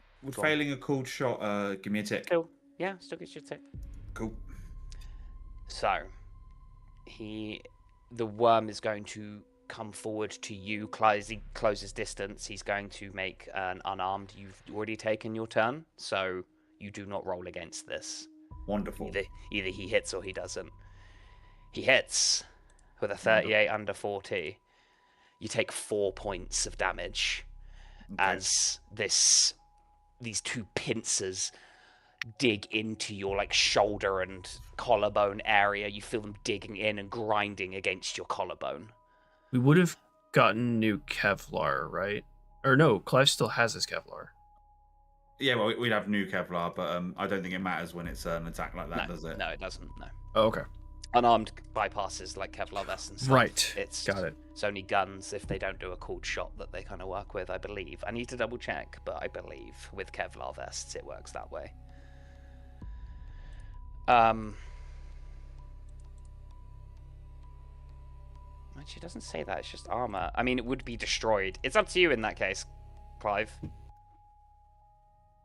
Whether you want to take 1 point of damage and have your Kevlar destroyed. Yeah, I'll take the 1. Alright, cool. So yeah, it rips through your Kevlar at the same time as doing this. It just like deflecting the blow enough to not cause you a serious injury in this moment.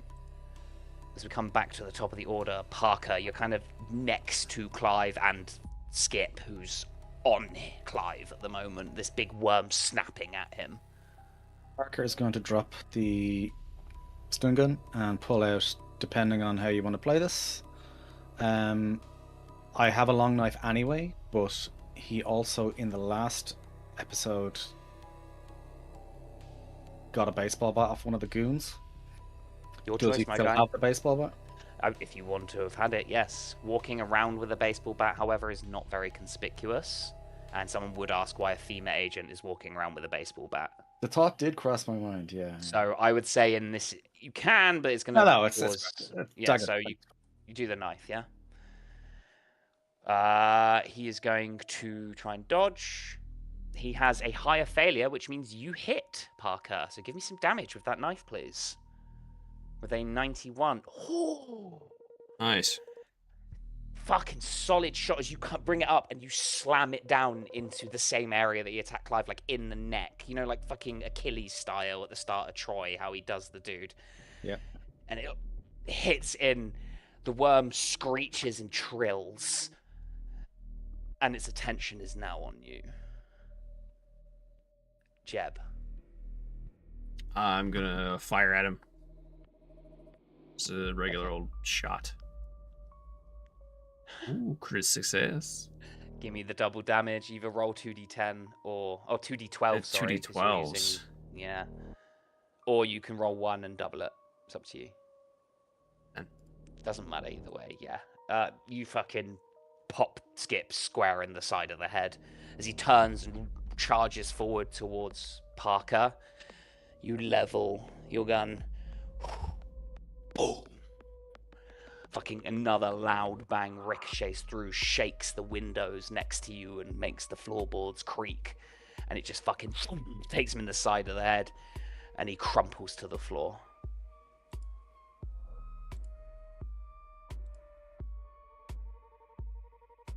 Is the worm also not moving? It's twitching a little bit for a couple of seconds and then stops, and you see this orange goop begin to pour out of its mouth.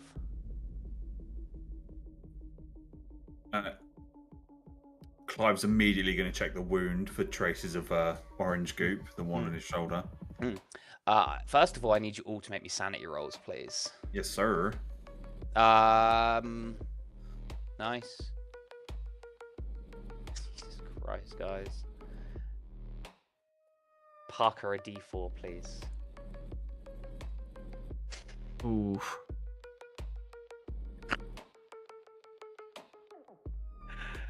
Oh my god, 30. Your sanity's so bad, Mark.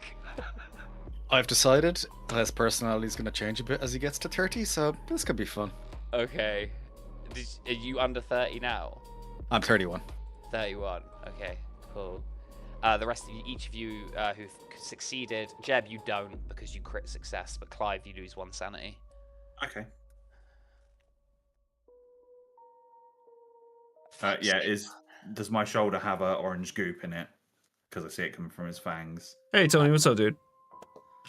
Either way, Clive's gonna raid the kitchen cabinets or like the vanity in the bathroom, looking for some hydrogen peroxide to clean out the wound, and he's gonna try. You can clean the wound out, absolutely. Yeah. Yeah, it stings like a bitch. Every single thing, and he's gonna try and stitch up, and obviously. Yeah. Hell yeah. Okay, cool. You stitch up your wounds. This place is just a fucking mess. Anyone with a human above 40, you can kind of trace his descent into madness through the layers of pornography that he cocooned himself with. Each piece of smut that's like papered over the one below is more deviant than the last. Does anyone have over 30 in medicine? I have in medicine or I've got first aid, 19. just a separate. Medicine. Oh no. Okay. Everyone can tick medicine. Everyone can tick human, and everyone can tick criminology. Unless anyone's got criminology and human over 60. No. Both of which, yeah. Alertness, 50%. Anyone? 60. Anyone? Yeah, I got a I 70. think we all do. Don't we? Yeah, hell yeah. This house is not the house of a bachelor. The interior design appears to be gaudy and the color scheme decidedly feminine. And you can see pictures of Skip line the mantle, and he appears with his mother in, well, you can gather is his mother in quite a few of them. Parker is going to slowly, kind of dreading what he's possibly about to see, check the bedrooms. Maybe one of us should check that, Parker. You're looking a little Yeah. bleak. He's just going to keep going. Okay. Okay. You can physically restrain him if you want, but he's... I'll put a very firm hand on his shoulder and be like, Parker. He kind of Look. jumps back into reality and... Right, yes. I'll push ahead of him and open Yeah. the bedroom door that Skip did not come out of. Oh, we're Okay. not gonna like what we see. No, not at all. It's gonna Door be awful. opens. Stench immediately. Thick mildew, sweet and cloying. The smell of putrefaction, decay, and decomposition. You see, lying on the bed, reduced to a hollowed out husk, burst messily all over the bedroom, is Skip Mill's mum.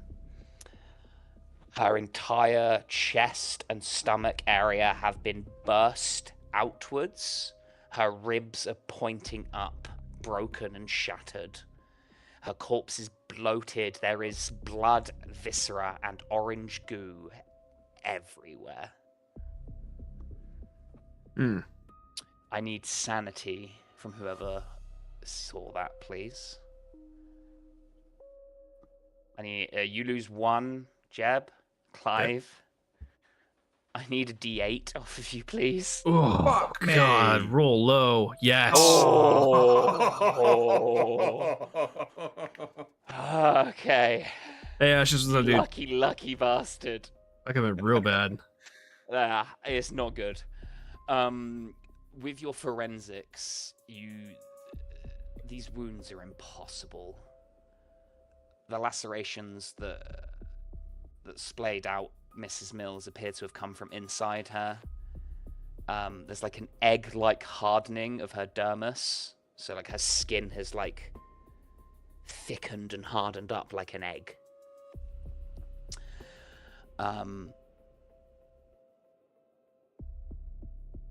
It's like she was almost completely exsanguinated before she exploded. If you Judging don't know exactly, go on. judging from the two, does it look like she was infected first? Because he looked dehydrated, but like you said, she No. looks insanguinated. No, you think it was the other way around. Ah, So he okay. infected her, Yeah. and then. Have you ever seen Species? No. And something burst out of her. So. Then more worms, essentially. Probably. So as you look, if you want to go through this, you can dig through this corpse and like do a proper forensics check. It's going to be another sanity roll. Jeb wants to burn this whole house to the ground. What is the closest house? Are these houses like next to each other, or is there a little bit of wiggle room if we set this on fire? There's like driveways and alleys down all the way around. Okay. Yeah. Okay. So, but there's also other things you can see. You can see bloody handprints that look vaguely primate but aren't human, and claw marks that track up the walls of Mrs. Mill's bed, ending in a hole torn through the ceiling. Oh, you said this place has an attic, didn't you? From the outside. Oh, no. Did I say that? Yes, you did. I don't recall. You bastard. I'm gonna look I don't sound around. out of fear. As Let us you- know out of care. As you look up into the hole, you hear a hoo, hoo, a hooting noise coming from upstairs, from above in the attic. Well, And we will take a little break right about there. God fucking. What? It's gonna be fine! from the document we read, did both creatures make hooting noises, or only one of them? Only one of them that you know of. Was it the sexual deviant? Which one was it? You It don't would be. know. It would be from this house, I guess. Who knows? I guess we're gonna find Well, out. you do. I certainly don't. I mean, that feud kind of works with what you did just before you went to go to the body. To be perfectly honest with you, Parker. So it's not like Yeah, you haven't kind done of it, like kind of yeah. those guys, Jen. Yeah, no, I like it. I mean, I might point out times that Parker might go into a state, but I trust you to just be like, oh yeah, this is gonna fuck him. You know what I mean? Like, he's on the knife's edge at the moment, so Oh, he's still got 30% to go. He'll be fine. it's fine. Anyway, go for a break. All right, be right back. Oh, lordy. This is getting intense. All right, I'm gonna take a little restroom break, and I'm gonna go grab a snack. I'll be right back.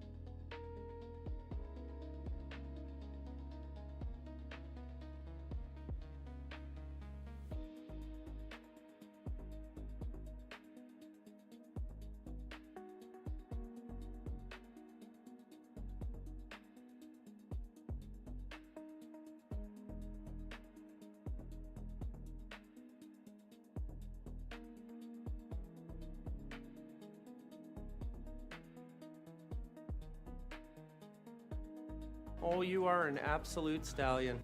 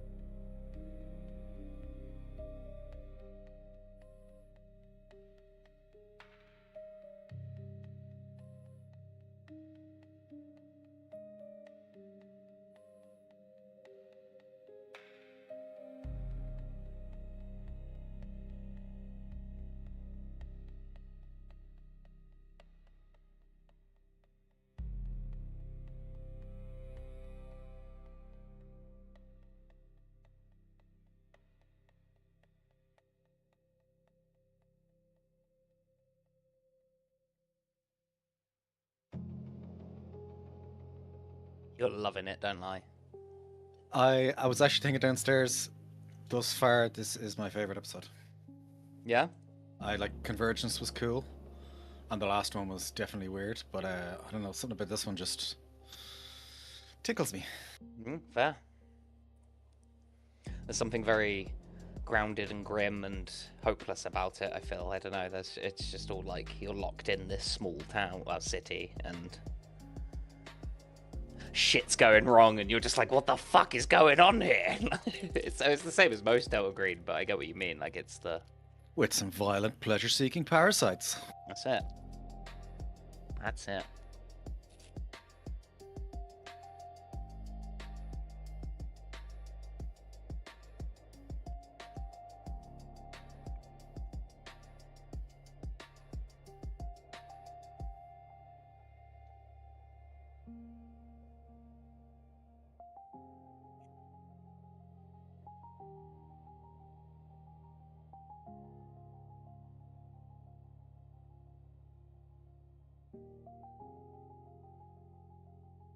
Oh, Noodle! Big day for you. EU5 is released. That's nice. Yeah, I thought so. I'm actually watching a Japan playthrough of U4 at the moment. To see where how he did it, as opposed to where I fucked it the last time I played. Trusting the AI seems to be his problem as well.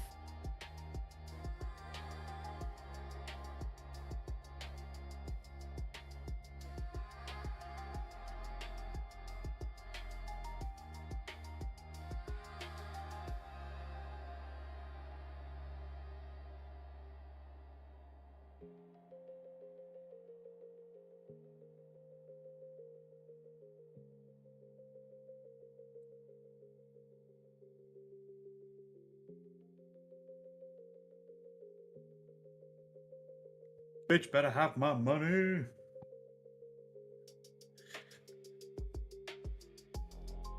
I do not have your money, no. Oh, unfortunate. No.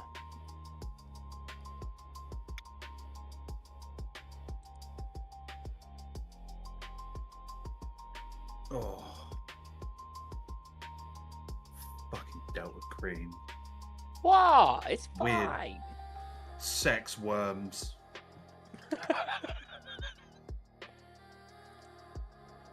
Let's call them Hathor.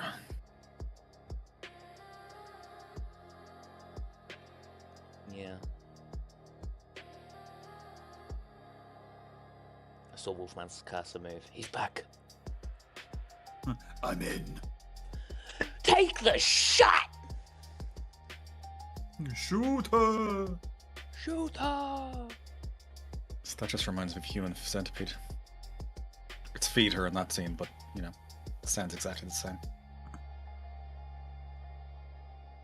And it's nasty. That's nasty. Oh, that's nasty. Dirty. Have I ever done my Herbert voice for you guys? I don't think I ever have. You know the old pervert from Family Guy? Yeah, I do a pretty spot on. And your impersonation's pretty good too. Yeah, that too. Hilarious.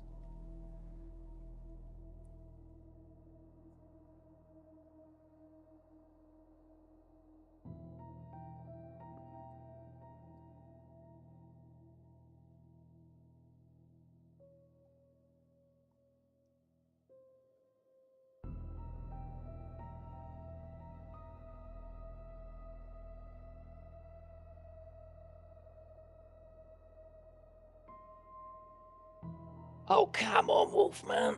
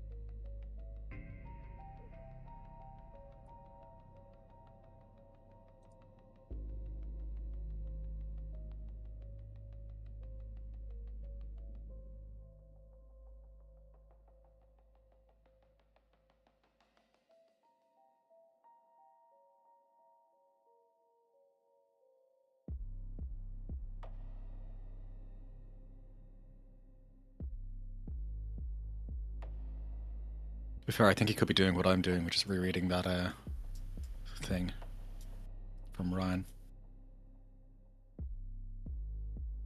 Weird juggle sex parasites, also murder parasites. I'm sure it's fine. Can be both. It could be. Don't kink shame. I'm not king shaming. I really just want a soundbite of that bit from Androids and Aliens. I don't think you've heard it. Troy's fucking. Troy's Troy's fucking. He's fucking. How big's that hog? he fakes out a new PC, and it's amazing. It's like, you think I want to join your little group for money, sex, and murder? Chris. I have to find it now. I can hear Troy saying it. I started Delta Green today, by the way. Did you? Yesterday. I did enjoy Grant's like systemic breakdown of his Welcome back, FBI everyone. character. Welcome. Riker. Welcome. Yeah. Yeah, good old Riker Solace. Dave's about to learn the glory of Hi. Roger Comstone.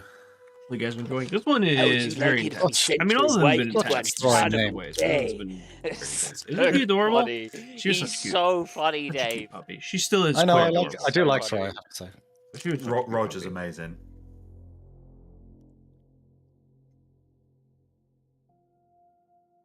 No, I've said to D, Grant is my favorite, but Troy is. Thank you Troy's guys. up there. Appreciate it. Appreciate it. Sydney's my favorite.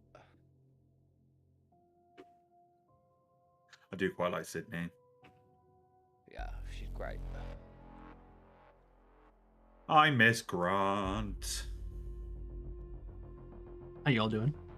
I don't think I've actually How y'all listened to doing? anything else How's your they've put Tuesday? out since Grant left. There's a lot of complaining on the subreddit about them starting and then not finishing shows. Well, yeah, because they don't get on with the actors they Hopefully you're hire enjoying the to weirdness, play them, craziness of Delta 'cause it all Green. got shit when they started branching out from the original group. Oh, it's Because they started getting big and people were like, why are you just like 5 white men playing together? And they wrong were like, thing. Because we're because friends. we're- That's what we because want. we're friends. And then they got in Ellie, and that was a disaster. Bless her cotton socks. She was Androids and Aliens because I think I listened to the first 20 maybe. Oh. I just realized that Discord was muted. Sorry. All good, man. And we're back. Okay, Jeb, check the attic. Okay. He pulls Got out you a. covered. He pulls out his lighter. Looks for something flammable. You're actually setting this house on fire. Tempted.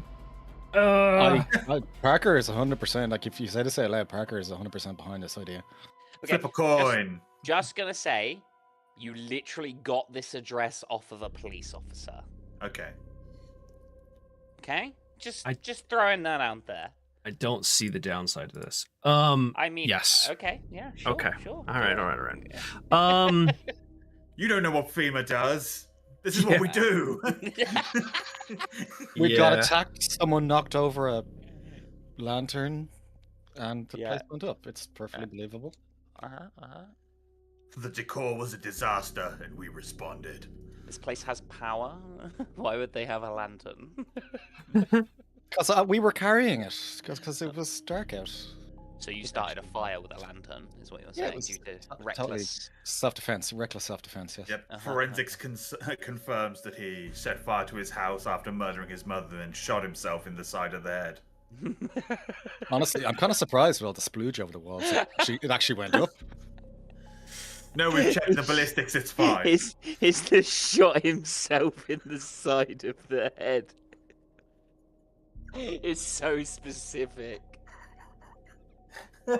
It's so funny. The body was burned? How do you know he shot himself in the side of the head? Oh, you know, I'm just that good. I've been around. I've been around. That's it. Got a forensic skill level in the 30s. It's grand. That's so fucking stupid. Yes, he was totally alive and normal when we saw him and not a sex-crazed parasite. That's pretty specific there, my guy. Well, I mean, which of us hasn't been a sex-crazed parasite at some point or another? I met my wife at Burning Man.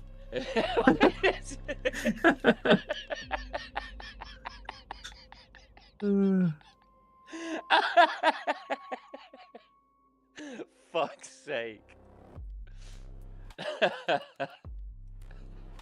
So you're stood in this room. Serious. There's a dead body. Professionalism. honest question though, in a serious way. Like, we're gonna have to get rid of these bodies somehow anyway. Yeah, that's what I was thinking about. So, like, given the state of the room, it's gonna be tough to in any way cover that up properly. Yeah. So burning it down, yeah, it will attract attention, but it does also solve the problem to a degree.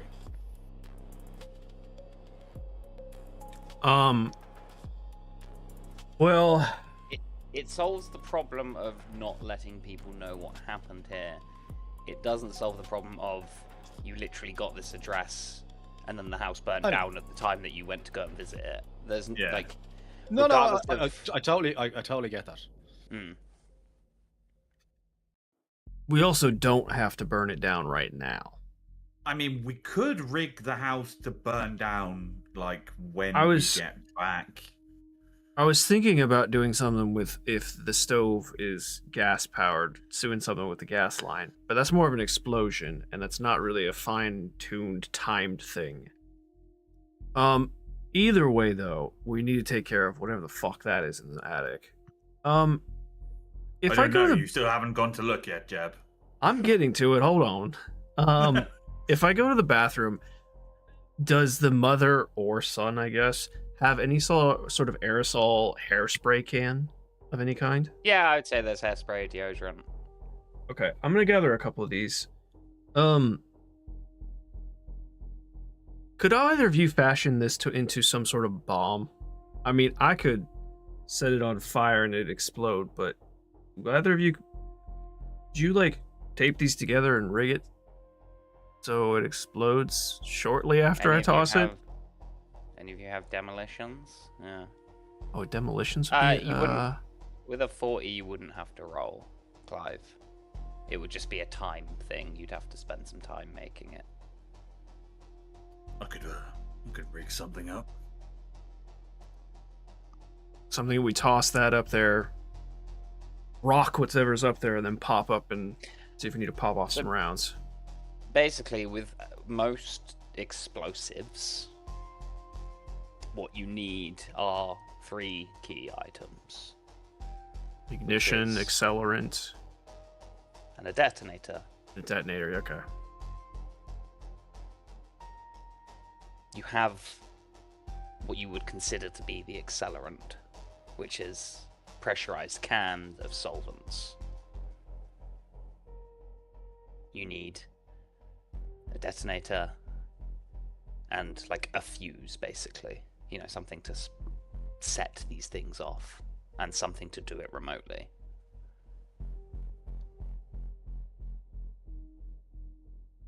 With mechanic skills, I don't know if there's a clock or some other kind of timer device in the house, alarm clock or something. I'd say you can find a clock in here somewhere, yeah. Use craft mechanics 62 jury rigs together. It's like a timer from an alarm clock or something like that to set off a spark or something. Well, he has mechanics and electronics, so both 60, so something electronic.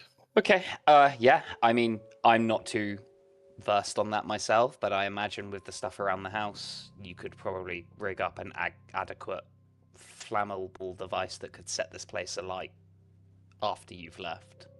Nice disclaimer. Yeah, I genuinely don't actually know, like, how you would. But with those craft skills, you probably would. With Clive's demolitions as well, you'd be able to jury rig something up. That is going to take you the better part of an hour, which is basically all of your time here. Now, until you need to get back. My plan was just a small explosive, more as like a concussion grenade to throw into the attic. at whatever's hooting at us, not using this to destroy the house. Okay. Parker The hair scan will explode, but it's not going to be like the whole house. It'll like damage like a small room or a small area. Well, I guess it depends on how big the aerosol is. And if just what the insulation material up there is. It's gonna go on That fire. too. That's a good point. I didn't think about that. There's a really easy way to make aerosol cans explode, by the way. Yeah, just open flame. No, you take the cap off it so it's just the pin exposed. If you tap the pin hard enough, it locks in place. And then you set fire to the jet, and then eventually it works its way into the can and blows up. Oh, does it? I thought the pressure was too Yeah. much, that it wouldn't actually get inside. Okay. Well, we can just Well, do that. I strapped a bunch of Lynx cans together once and blew them up. That's how I did it. I don't know if that's how it works. I was just saying, I only remember making Worked. handhold homemade flamethrowers with them, so... Yeah, no, we got 12 Lynx cans and we wrapped them all in newspaper. We took the tops of all of them, flipped it upside down, smashed it on the floor, then lit the jet and just ran. And at some point it blew up. Well, we could take one of those cans and do It's that been and like just toss 20 in the years. attic. No one can arrest me for this now. It's fine. It's hypothetical. It's fine. In game.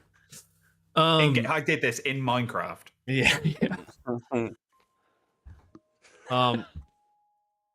I mean, I didn't think about the insulation though. Should I just pop up and just revolver out and see what's up there, or should we toss this in first?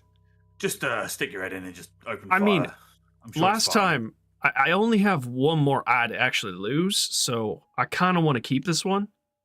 Okay.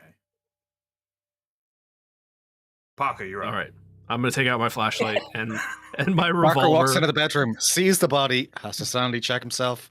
Why don't It you all just goes downhill from there. Why don't you have that canister ready? If I like quickly retreat, you can just light that and throw it up there. How about that? That's our secondary plan. Okay. Okay. At the very least, if it doesn't blow up, it's going to keep propelling a flame that should spook an animal. Unless it's some kind of sex-crazed murder ape. I'm gonna reach into my pocket, pull out a flask, take a hard hit, offer it to Clive. Yeah, I'll take a swig. Offer it to Parker. Is Parker in the room at this point? And have you covered the body? Okay, so the entrance Oh, that's to a the good attic point. It's in this is room. not in this room. This is a Oh. ripped hole. The entrance to the attic is in the main living room area, kind of like up here, and you see it's one that you pull down and a ladder will extend out from it. So I I'm couldn't. sorry. You could have informed us beforehand that something had brute forced the ceiling open. I did. No, he did. I You did. just- I did. I said it'd been torn open with loads of claw Yeah. marks and scratches. Fair enough. That's why I wanted to throw an explosive up there first. This ceiling's too high for me to even look in through the bedroom, right? Yeah. Okay, so we have to go through. Okay. Then I'll leave the bedroom and go into the living room. Yeah, assuming that Clive. tell Parker about this, I think we should leave someone to watch that hole. That's what I was going to say. Clive, do you want to watch this hole and cover it? Clive loves Sure watching thing. holes. I was And about to plugging say them, that, I'm but guessing. okay. I mean, look at his physique. God, he's like You. etched from marble. He is. Fucking. Oh my god, you could grind meat on those. Yeah. Absolutely. Oh my god, you could grind meat on there. So good. Anyway. Actually, Please stop that, hell yeah. Clive, I'm Do you- covering the hole with my piece. do you want to use that aerosol can like a flamethrower? If something tries to yeah, come I back can. down If- here? If something tries coming this way, I'll try and flame it. Do you smoke? Do you need a lighter? I'll give you my lighter if you need it. I don't I have know if you several. smoke. Okay. Clive smokes. Yeah, Clive Okay. smokes. Clive's smoking right now. Yeah. Honestly, Clive's it's always probably way better smell than the rest of this house. Yeah. Jeff just can't tell because that's the side his eyes are missing on. Yeah. Oh, right. He just turns Clive, you smoke, like, It's always the cigarette's Just turn always my in head. Clive's right hand side of his Yeah. mouth. Always Yeah. in the right hand side of his mouth. So every time Jeb looks at him, he never sees the cigarette. He's just like, why is Clive always steaming? Like, God, he's hot. He's so hot. Yeah. Anyway, right. So, Clive, you stay in the room with Mrs. Mills and her weird shelled body, gun pointed up at the hole in the ceiling. Jeb and Parker, you're in the living room. You pull down the attic. The ladder extends out with a squeak, and it is dark. I'll have heavy flashlight in one hand, revolver in the other. Is there a drawstring for a light in the attic? You don't know. I mean, it's normally on the floor before you go to the attic. No, there isn't one below. Okay. The two of us have torchlights, so we'll have them. So Gun on flashlight, gun on pepper. Yeah. Flashlight and stone gun. So the lights cut beams through slowly settling dust. Jeb, I assume you're going up first? Yeah. Okay. You slowly ascend up the ladder. Peek your head in, it's slanted roofs. The window that is there is completely covered in snow, blocking out any light, and it's just your flashlight cutting a beam through the darkness. There's boxes stacked up.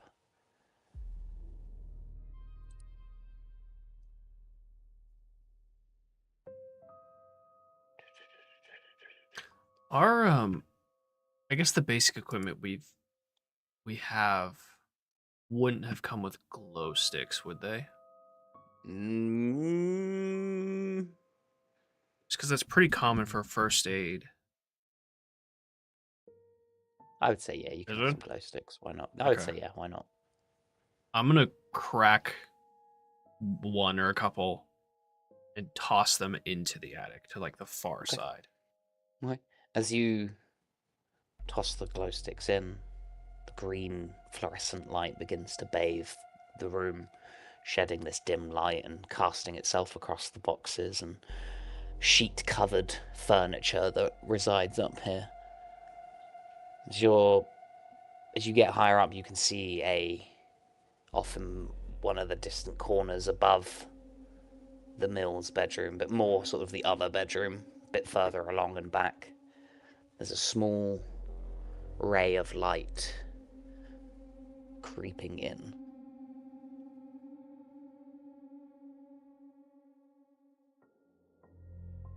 As in from the hole that was forced in? No, a different The hole. other bedroom. Not downwards, it's going upwards. Oh, towards the gotcha. It's going okay. Yeah. I'm gonna slowly enter as you and make approach my way forward, there. Parker's you- behind. You hear the ooh, ooh again as you approach, this low hooting noise. You come across a broken cuckoo clock. Yeah. You It has been smashed and torn through, the bird's half extended out, and the clock ticking is like ticking forward to the hour, and this like broken droning hoot that was normally quicker has been like elongated and slowed down. You see there is a hole where the fan in the ceiling used to be. There's been more scratch marks, torn marks. It's been pushed outwards. Scale and insulation ripped out, more scratch and claw marks. And you see a trail through the snow heading southwards, maybe a little bit southeast, towards what you gather is the University District.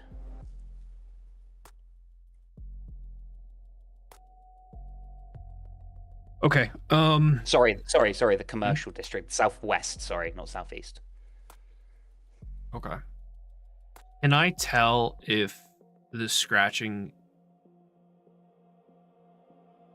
How do I ask this? Can I tell if this creature is coming back here continuously, or did it just leave and didn't come back?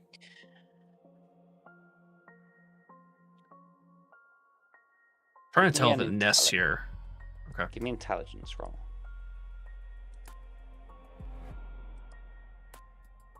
Intelligence. No. It doesn't look like it. You don't know. But it doesn't look like it, no.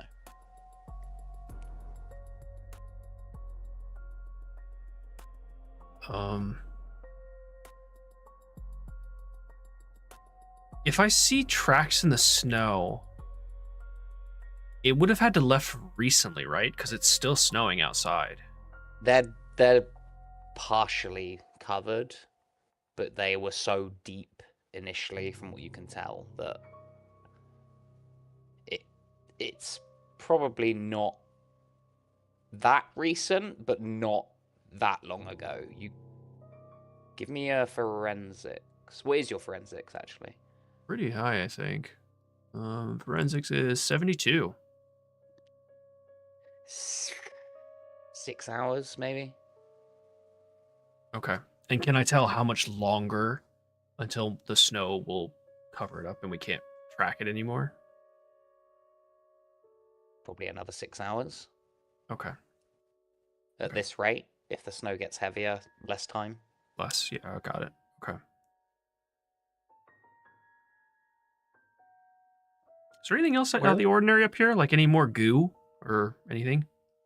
No. Okay. Sorry, go ahead, Dave. Where is the morgue on the map? It would be south of the bridge. So south of the commercial district. Yes.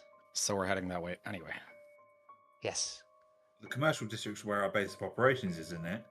We're kind of in between. Like smack bang We're between between the the commercial and commercial. university. Yeah. I'm just saying we're heading that direction anyway. So I'm just more thinking about how much time we want to take dealing with the Well, bodies. you've got at this point, you've probably got like another half hour here. Okay. Because you didn't actually make the bomb in the end, did you? No. No. So yeah, you've probably got like another half hour here before you need to start heading back to get back to the city utilities for 12:30. Okay. Well, unless you want to look at anything else here, Parker, I think you head back down. as tempted as he is to look in the room, nope, no, he won't. Come back down to Clive. Well, I'll tell Clive that about the markings and which way the creature was heading. Yep. And we'll What kind of tracks was it? Did you see the footprints? They're like deep scratches. What, even where the feet would be? Like when it gets to... I'll check when it's outside. You don't see any footprints. You only see handprints. Oh, I thought they were claws. I'm sorry. Yeah, so scratch marks and claw marks, but the only prints or like tracks you see is handprints that are primate-like but not human.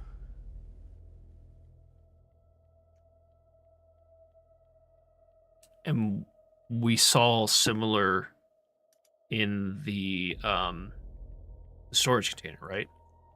You saw a footprint next to bloody vomit in the storage container.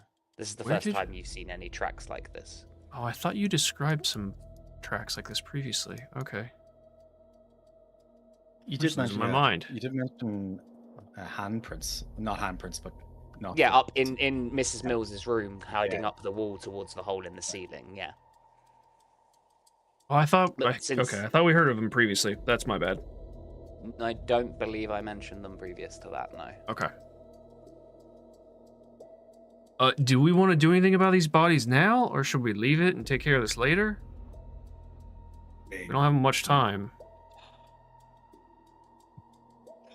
If we leave them, there's a chance somebody will find them. But if we deal with it after we just got given the address and then sent. You can always see if you have signal and call it in. I'm going to check for signal. Give me a luck roll. Yes, sir. Ooh, 1 bar. You have 1 bar of signal. I'll get a text message through if nothing else. No, we don't text. If you do, it has to be coded. I think we can manage that at this stage. Probably. You could come up with a fairly good coded text. Need a maid job done at this address as soon as possible. I mean, try and call if you want, but I'll try and call. Okay, it's kind of static. Who are you calling? Oh, who would be the best person? Probably- Would it be... No. Patrick? Stone? Patrick Hill's Patrick. our handler for this mission. Yes. All right, I'll call Patrick. I can't remember the voice I gave him. He was It's very New York, erratic. wasn't it? Yeah. Boston Sporadic. businessman after 3 slugs. It kind of was, wasn't it? Yeah. Let me grab. Hang on. Let me grab the text that I read from last time, and I'll read a little bit out before I start. Why is it so fucking far up, man? Let's get this out the way. Back before 9/11, people did our group's work out in the cold. Then we got activated, or reactivated anyway. Hey, Wonder. During the transition decisions. Hello. How are you? Agent Hill. What do you want? I'm tired. Get on with it. This is him talking to you, Clive. Oh yeah, I forgot his all again. We've got a breach. Bad one. 2 bodies. Unnatural. It's a fucking horrible scene. Unable to deal with right now. Would place immediate suspicion on team. We need a maid. Yeah, okay. They're gonna be a few days out. Can you... I don't know. Fuck. Well, okay. Sorry. Go on. I was just gonna You're ask allowed to Jeb's allowed to interject. Yeah. if no, it's- I don't know if this would be in a forensic bag. Do we have any like police tape or biohazard tape that you could like tape off crime scenes with? Ooh, that'll be a luck check. Boy, come on, baby. Yeah. Yes. Pretty yes, good. You do. Yeah. Okay. We could do that. Oh, so you got some police tape. Okay, fine. Yeah. Fucking lock it up. Make it look like a crime scene. If you can get anyone to back that up, that's great. I'll try and get a maid out as soon as possible. But fuck, man, you're surrounded by 50 miles of fucking ice in each direction. I'm aware, but if we deal with it now, Yeah, no, no. It's a good call. It's a good call. Don't worry. We'll sort it. But lock it down. hold on. Click.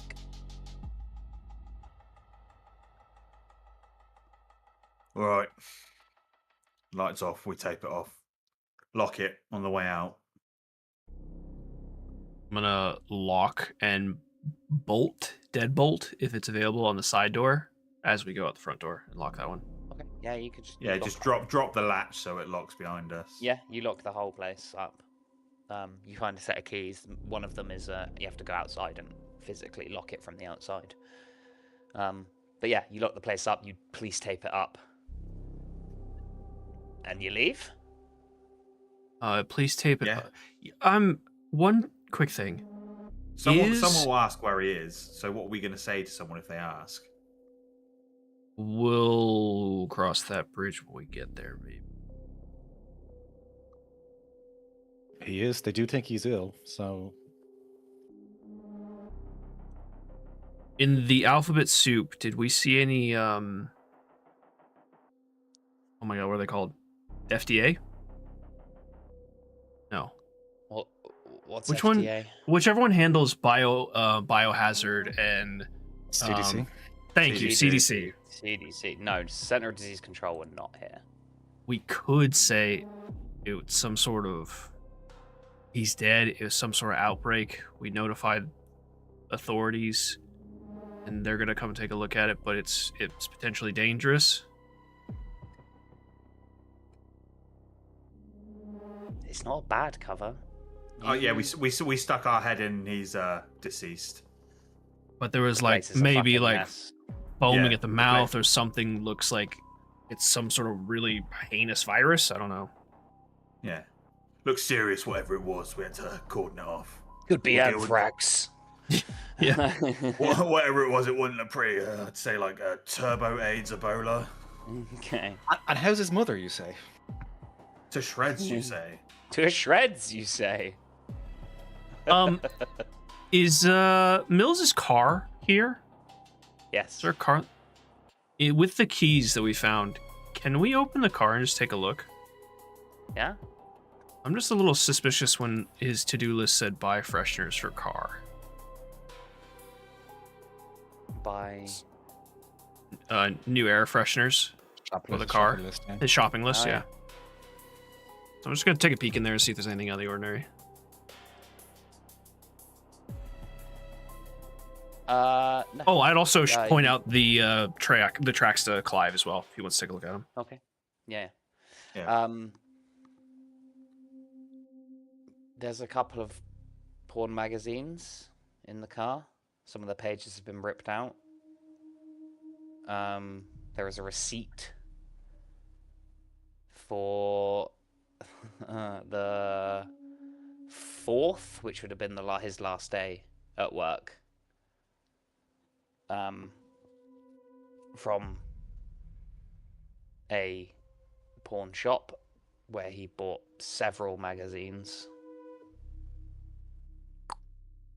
Other than that, it's just a car, yeah.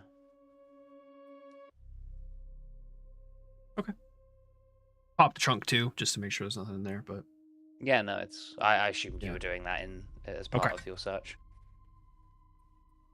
all right, Do we want to take the car? No. the roads are terrible. I don't think we could go anywhere with it. Fair. I will be sure to lock it back up, just so it doesn't look suspicious.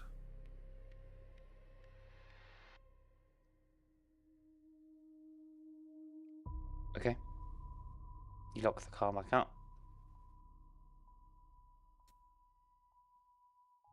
What'd you make of the prints there, Clive? Tracks. Some kind of primate? Dunno. Dragon's not a forte of mine. Not human, anyway. So we've got a weird infestation worm and some kind of ceiling monkey. Oh my, there's a lot going on here. I mean, there always is, but in these sort of jobs. I mean, parasitic sex worms weren't on the list even. Okay, for what we deal with normally. that's a first for me as well. That is true. Well, do you think one of you guys can track these? We do, for the record, have a... Well, Parker has a 50 given the plus 20% for his survival, which I believe is for tracks, looking at the book. Mm-hmm. And other people may have a higher survival based on the 20% as well. Negative. If you don't have higher than 20, you can give me a roll if you want. Sorry, higher than... What was your survival, sorry, Parker? 50. 50 with the bonus. Okay. I thought Clive's was high though, wasn't it? Is your survival not high, Clive? Oh yeah, it's like 50. So yours is 70, jeez. Could track this guy on concrete. All right then. Would you like Why are a you roll, getting sir? why are you getting the bonus, sorry? Or what did I say yes to? I completely... The extended camping gear gives a survival plus 20% for 14 days. Huge. I mean, but that's survival is in like surviving, not tracking. Survival skill, knowledge of the natural world, use it to find tracks and trails, plan an expedition. All right, Jesus Christ, Poindexter. All right, I'll roll the bloody bonus. You take your 20% and you like it. I'll fucking pass it anyway. I mean, you don't need the bonus, like, to roll for when you've got a 70. Sorry. What are you looking for? Just to follow them? Yeah, just start following them towards the commercial district. I mean, Okay. we're making our way that way anyway. Yeah. And They given... Oh, sorry. no, it's fine.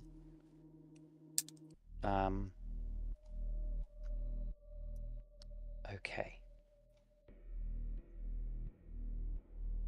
You follow them for a while. They go through back gardens, cross the street, hop over cars. And you start to hit streets that you've seen or heard of or whatever before. You hit Green Road. You hit Parson Drive. And the tracks lead into the back garden of 1824 West Ambrosia Street. Which, if you remember... Has power. The tracks lead into the garden.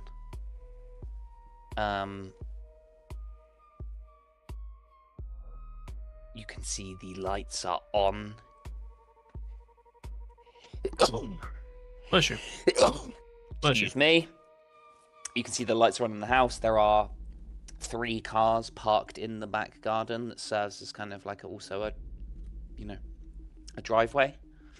It's a century-old house that looks like it's been converted for rental for the university students in the city.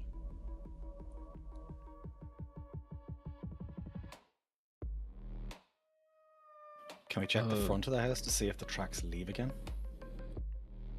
Yes, and...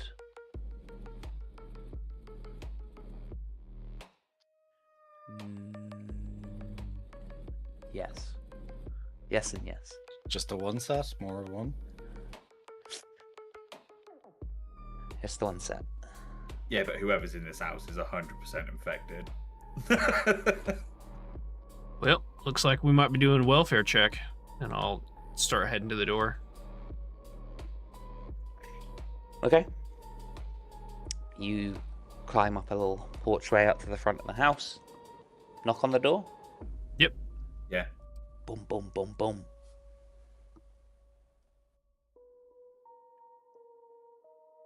No answer. Can I peek in through the windows? Or are they already barricaded up with porn? They are not barricaded up with porn. And yes, you can. You see into a foyer. Looks like there is a set of stairs to the left that lead up.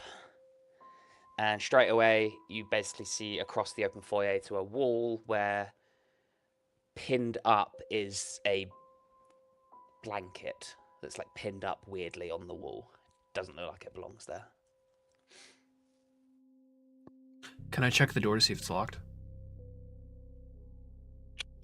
It's open. Well, here we go again. I look at the boys, see if they're ready. There wasn't any other doors or any other entrances on the side or back that we saw, right? There's if you go around the back, there is a doorway leading down to a basement, and there is a back door. Do you guys want to just go through this way, or you want to go around back?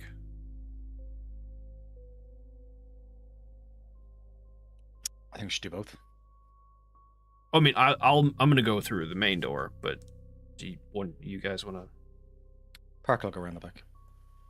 You're going to the back door. Is there anything, as he's going, is there anything he can use to block the basement door? Because he's a paranoid fuck. Okay. First of all, you wouldn't have seen the basement door yet. Like, you would have just seen a slope leading down to it. Okay. As you hop into the back garden, though, if you want to go and take a look, you absolutely can. He just kind of looked down the steps to see where it goes. You have a peek. It's a big double door. Wide enough to fit a car in, you gather. Looks like you could drive a car down into this basement. It's like a big wide open. Kind of like 7 Days to Die territory. Little bit. Big double door, wooden.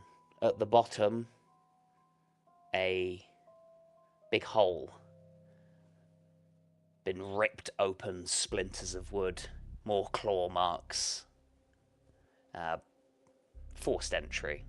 Yeah, and you can see hanging from some of the sharp points of the wood that's splintered are scraps of greyish, leathery flesh.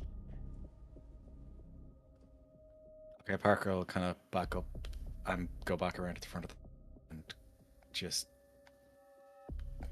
without making too much noise, tell the lads, guys, we need to this way. It's slightly more important than the house. We'll follow. You see the same thing. This doorway's been ripped open, leading into the basement, and scraps of greyish flesh are hanging off the splinters.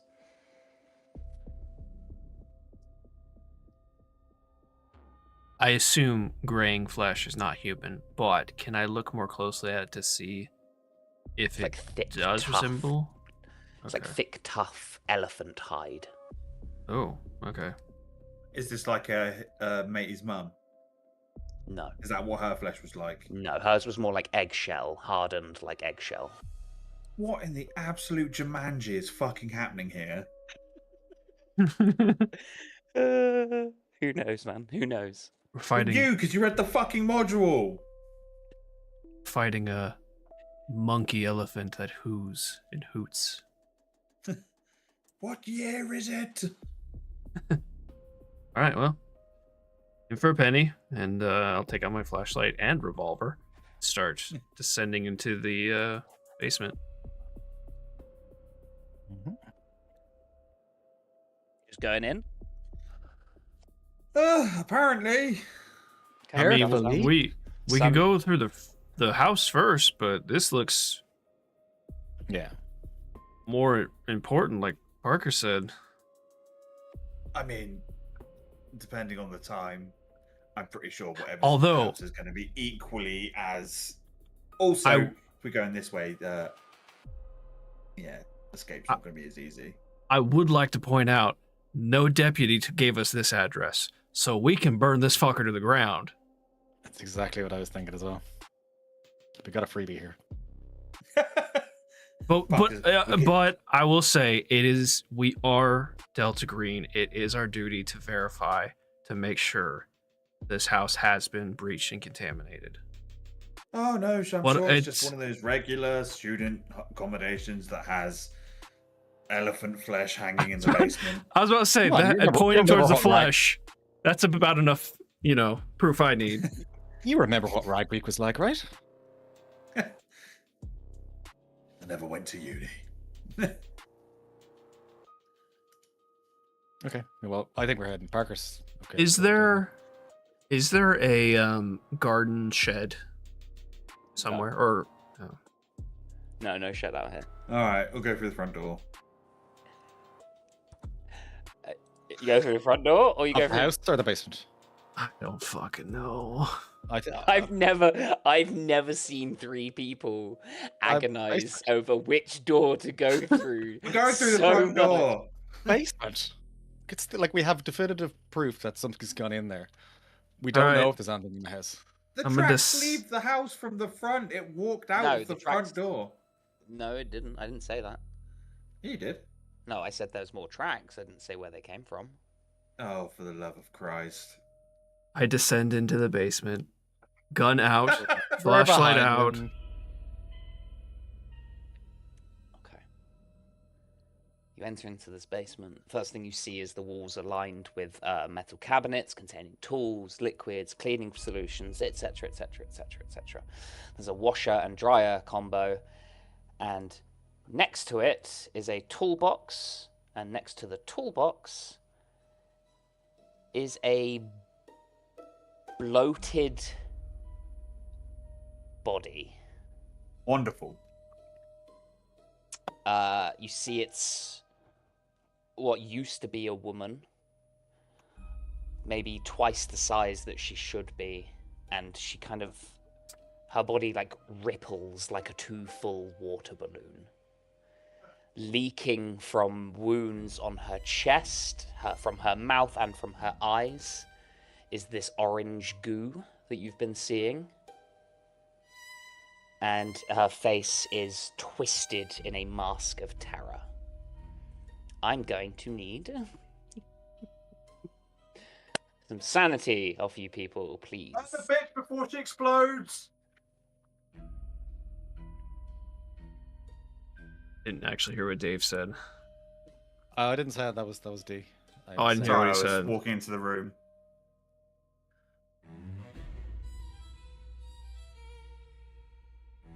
Holy shit. You each passed. None of you lose any sanity. Let's go. We Do I don't see? want to be around that when it blows up. She's right by where the letter C is. Oh, sorry. I on don't. this. Did you? Okay. And we're here, I presume. No. Oh, sorry, no. Right, you're here. Is there any highly flammable liquids in the cleaning supplies? Or Oh any of yeah. the shelves? Oh yeah. Okay. I'm gonna take whichever container is the most full. Okay. Light up a cigarette. Okay. And I'm going to toss this at her and light her on fire. Are you guys ready? Okay. Yep. Is this a... I just assumed. I need to stop assuming. Is this a concrete basement or is it wooden? Yeah, it's concrete. Okay, perfect. I'm just gonna toss the accelerant at her. It kind And of as that hits the body. and then flick my cigarette at it. Okay. Do we know if the orange goop is flammable? We're gonna find out. The body goes up. You hear the crackling of flesh cooking, searing. There's a violent pop as goo sprays and spurts up in a fountain, along with several internal organs and viscera and bile and blood all mixed together in one cocktail of foulness. And the body burns. I realize it might be a little bit too late to ask this, but there wasn't any sign of any kind of exit wounds or anything. No, sealed. Grant. Okay. The body burns. There is a high-pitched squeal for about 3 to 5 seconds before it is cut off with a burble.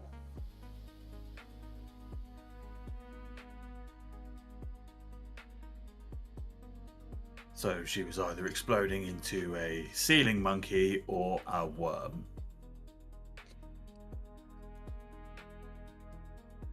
Let's not dwell on that. It has been contained. I mean, the basement has. There's still a couple of more floors. Oh yeah. As I grab another bottle of whatever, and I'll start heading up the stairs. What's behind the toolbox there? Those X's. Is that the Washer dryer? and it's a washer dryer combo. Yeah. Gotcha. Okay. There's no sign yet that the fire is going to spread anywhere else. No, it's fine. Concrete. No, you're all good. You're all good. I would have said it beforehand. Well, Okay. we'll start working our way upstairs then. Okay, so you head up the basement stairs and into. Hang on. There's some spoilers there. Don't want you to know about that. That's all. Cool. So, you exit out the stairs here into a kitchen. You can see the back door. There are some cat bowls laid out. The kitchen leads around into a dining room area. Everything looks completely okay.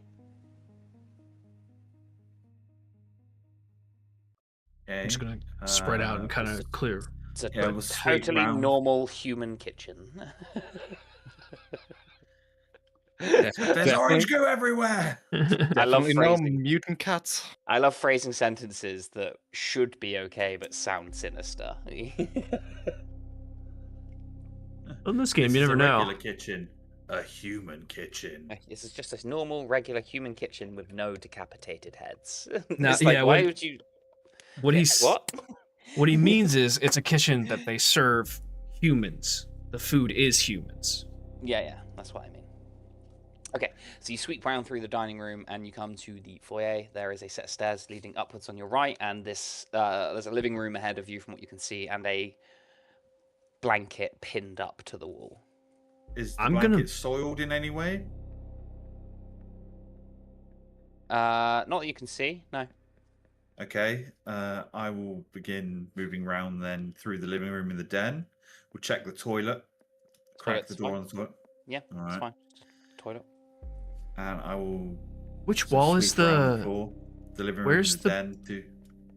Here, where the H is. Where's the... okay. Oh, okay. Cracker, as we go past, is gonna just look behind the blanket. Bloody smears streaked across the wallpaper. It looks like it's been covered up. Signs of a struggle, maybe. Ah, wonderful. It sounds we suspected there's at least two, probably. Who knows, eh?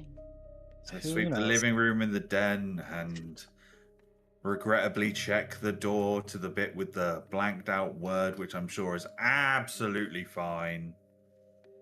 It is. It's completely fine.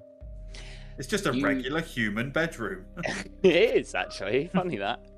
With no decapitated heads. You're being So oddly you- specific here. But there is So a monkey you, elephant. It's a monkey elephant.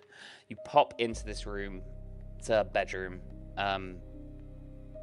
You can see straight ahead of you there's a desk of a young man with what looks to be his boyfriend. There's a set of keys, there's some pictures, documents, etc., etc. This is at the G. At the F, the carpet and walls are bloody. There is an overturned dresser and clothes are strewn about the floor. Another sign of struggle within this house. The two sides of struggle, and we only had the woman downstairs, and this was clearly a boy. There's Can nothing I- else in this room. Can I look at the blood? Is there vomit in there as well? No, Okay. And there's no sign of There orange is- goo. there is some orange goo. Mixed in with the blood? Yes. Okay. You see this person, this boy, is named Jonah Washington. And that was why I was hiding. It says John, but it's Jonah. For the next floor, then.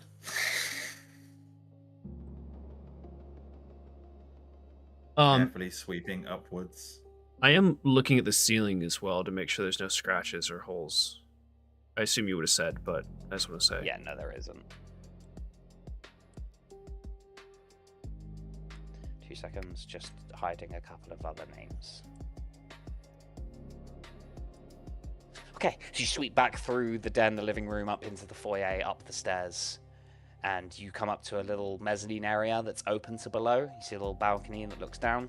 Mm-hmm. And there are 3 doors up here, all closed. Clive will position himself up on this wall for this door, and Okay. then gesture for Parker and Jeb to take up positions on the other 3 doors. Okay. 2 doors, position. sorry. Maths, Okay. hard. Okay. And then with like a little synchronized hand count, he'll start opening the bathroom door. You open the bathroom door. It is... There's blood everywhere. No, it's fine. It's totally okay. Okay. A normal human bathroom with For fuck's sake! decapitated heads.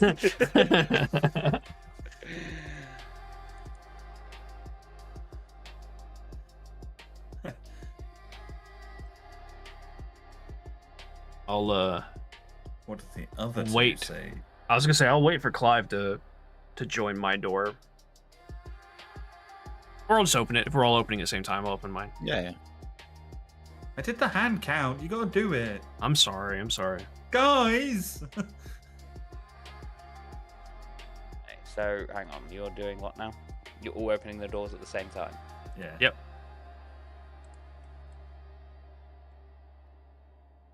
Can I try and do it stealthily? Yeah. It will be a stealth check.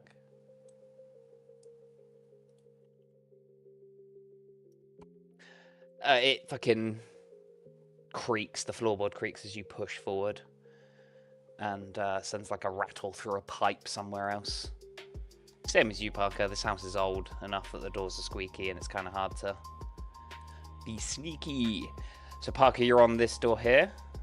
No, that's Jeb. That's Oh, Jeb's sorry. on. Okay. Yep. Okay. Parker, you see into another bedroom. Your eyes, as the door opens, your eyes immediately clock in the corner is a disturbing sculpture of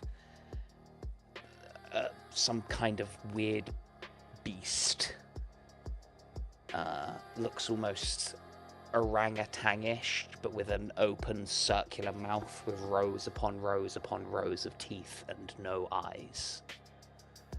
And when you say sculpture, It's a sculpture. It's made of clay. You can see. Regular human sculpture made with no decapitated heads. a flesh sculpture. Gotcha. However, more importantly, Jeb. As you open up the doorway into your room, first thing you see is some unsettling paintings. Okay. These are paintings of what appear to be some kind of worm residing in a human's throat. Like Chip? Like Or Skip, yeah. Skip, sorry. There is some artistic license taken here, but the depiction is fairly accurate. And I need you to make a sanity roll as you see this, as you kind of link this to what's going on. Hell yeah, Success. you're all good. You're all good. However, that's not the major thing that catches your eye. The major thing that catches your eye is another bloated water balloon-like corpse sitting right about here. As you see it, what do you do? I'll gesture for Clive and Parker, or just kind of like whisper to them. I've got another one. Another bloater. I'll pull out my accelerant that I got from the basement. Okay. As you step over,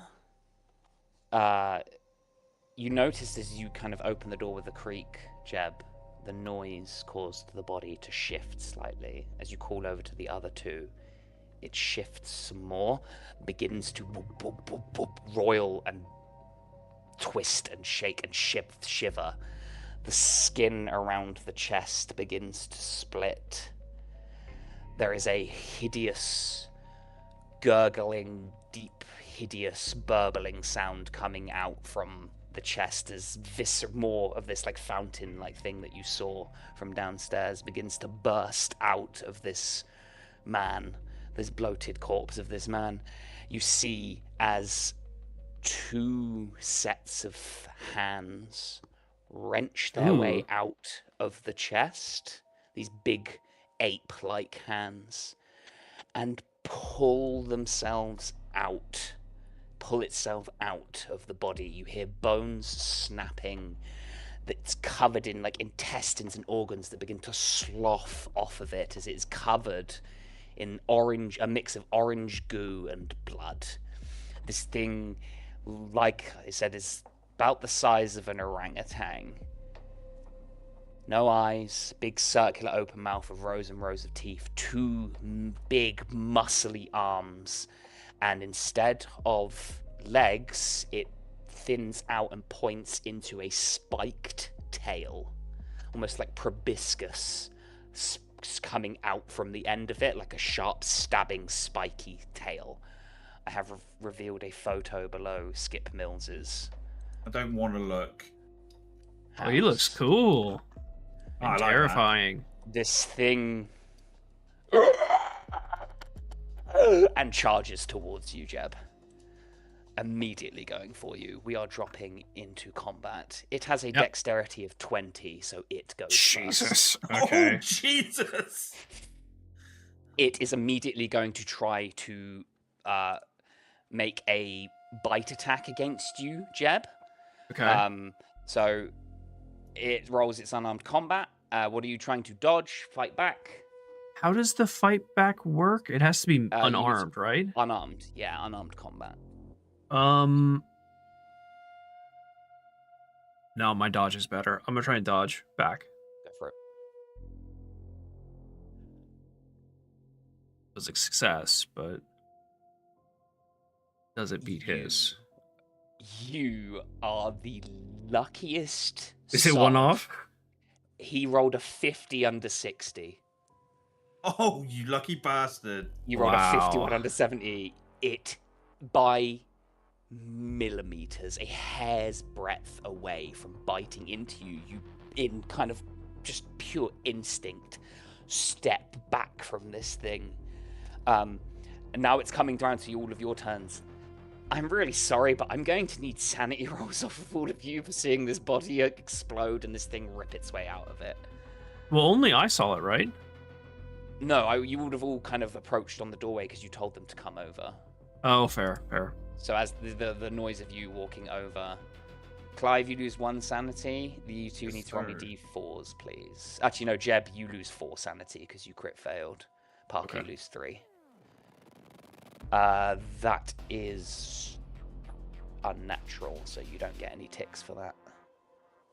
Oh, I'm close. Okay. Jeb, you're up. This thing is low, growling and staring at Jeb intently. You're all kind of piled in the doorway, and it's on the other side of the doorway. I dodge, so I don't get a turn, do I? That is your turn, yeah. Yeah. Okay.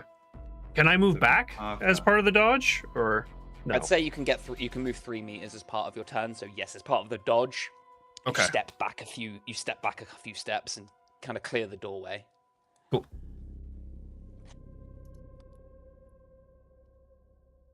Parker, it's you. Stun gun. Try and stun it. He is within range, isn't he? Yeah. Your stun gun Stuns himself.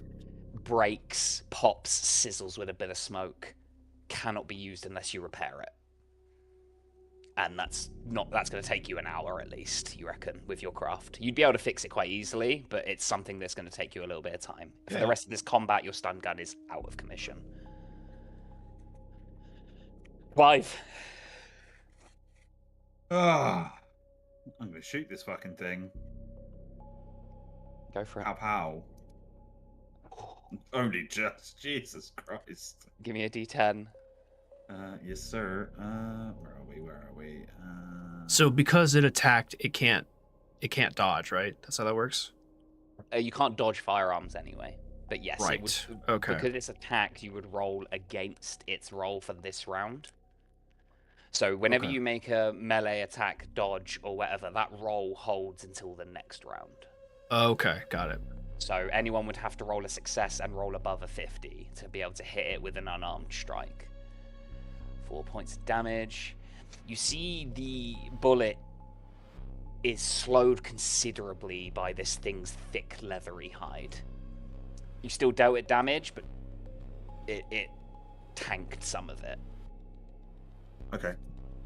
It is now its turn. 3 of you are there.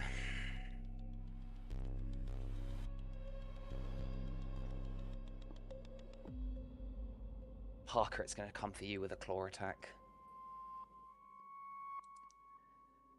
What are you trying to do? Dodge, fight back?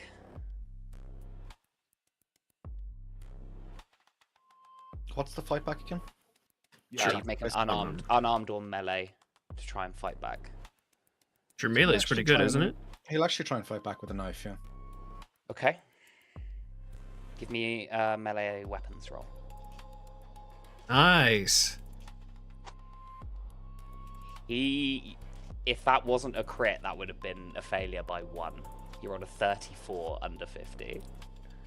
60, sorry. Holy shit. So it swipes out at you with its claw, Parker, and you just fucking, with your knife, swing wildly back at it. Give me double damage. So 2d6. Sorry, my cat's in the way. It's a long knife you have as well, isn't it? Yes. That has armor piercing.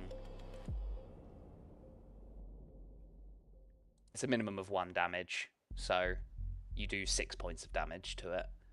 Because it's armor piercing, it does all 6 points of that damage to this thing. As you dig your knife down into it, you kind of like fall backwards and manage to slam it up underneath its arm, up into the side of its chest. It squeals out, and then it is now Jeb's turn. I'm just looking to see if there's anything different with heavy pistol. But no, it's just the damage. All right, I'm gonna fire. I'm gonna lower the revolver and pull the trigger. Go for it. No, missed. Okay. It fucking jerks its head out of the way at the last second. It's close. It's in your impressive bodies. Parker's backing up. You kind of knocks your arm at the same time, and it just goes wide, goes wild. Clive, it's your turn. Pop, pop, pop. Bang, bang, bang! Yeah, go for it. Hell yeah, give me some damage. Oh my god. Boom! Ricochets off its thick hide. Does 0 points of damage. It's gonna roll. Is it in the 6. doorway? Like, is it blocking the doorway it's now? Like, okay. Yeah, absolutely. Clive. Oh, it's gone for me. Yes, sir. Well, I've already shot, so I can't do anything. It's a new round. Oh, so it's gone he's for at me. the top. I've got my gun in my hand, so I'm going to dodge. Okay. You get out of the way. Yeah, nice. I'm rolling really badly, or you're rolling really well. Whatever it is. You sidestep out of the way as it digs a claw and kind of bundles through out onto the open balcony. I'd say you'd have to, like, step into the bathroom door, Clive. So, like... My Clive, vote is you're also here, white. I'm sorry I'm delayed, but Parker my vote is and also Jeb white are cheddar. here, and this thing's in between the three of you. Okay. Parker. It's your turn. Yeah, he's just gonna, seeing that it was successful before, he's gonna try and just stab it wildly. Okay. As soon as I You need to find- roll under a 70 to win. Huge. Fuck me. Give me a d6. Jesus Christ, Nice. Parker, you're doing work. Another 5 points of damage. You fucking bring the knife down both hands into this thing, like between what you gather is its shoulder blades. You see this orange goo spurt out down, begin to pool out around the hilt of the blade, which is how far you've got this knife into its back. You slick it back out, and it roars in pain. Jeb. I'm gonna position myself so neither Clive or Parker are behind him. And try a revolver shot again. Go for it. Success. 7. Okay. Hell yeah. Again, the thick hide of this thing blocks some of the incoming damage, but you take a fucking shot at it. It hits it in the neck, and it's like kind of stumbles for a second, regains, I say footing, but it's not. It solely moves on these arms. The tail kind of providing balance more than anything else. And it's looking hurt. Very hurt. However, it is going to try to go for you, Jeb. This is now its turn. I'm gonna dodge again. Or try to. D2? Hell yeah. Yeah, you get out of the way. This thing's not fucking hit once. Pissed. You stumble out of the way as it travels forward, squealing more, leaving a trail of blood and orange goop behind it. Parker, your turn. Yeah, Parker's just going to try and, hopefully, try and finish this thing off, or at least do as much damage as he can. Go for it. Oh, sorry, that's damage. Yeah, give me some damage. I did. Roll a 1. No. Give me some damage. That was an accidental roll. It's still a roll. I mean, okay, fine. It's not dead. I don't need your charity. Kind of swipe outwards like wildly with the knife and score a very thin cut along its hide. Clive, it's you. All right, I'm going to come from it. Clive's going to like reach in, grab his knife, and he's going to try and stab upwards and approximate like where the bottom of its lung is. Okay, so you're just going to like run forward, slide under, and try and bring your knife out. Yeah, go for it. Give me melee weapons. And a success. Yeah, but it beats you with its roll. Oh, okay. So it fights back. All right. You take 7 points of damage. That's not great. As it swipes across you and just bats you away. You fly back and just hit the wall, crumpling onto the floor, Clive. Is that more than half your health? No, because I'm my max health or current? Current. That was exactly half. You had 14. Yes. What did you take damage from? I took damage yes. From, yep. Yeah. Yep. Let me double check the rules. I thought you said maximum health last time, but I don't remember. No, it's current health. Oh, damn. That's rough.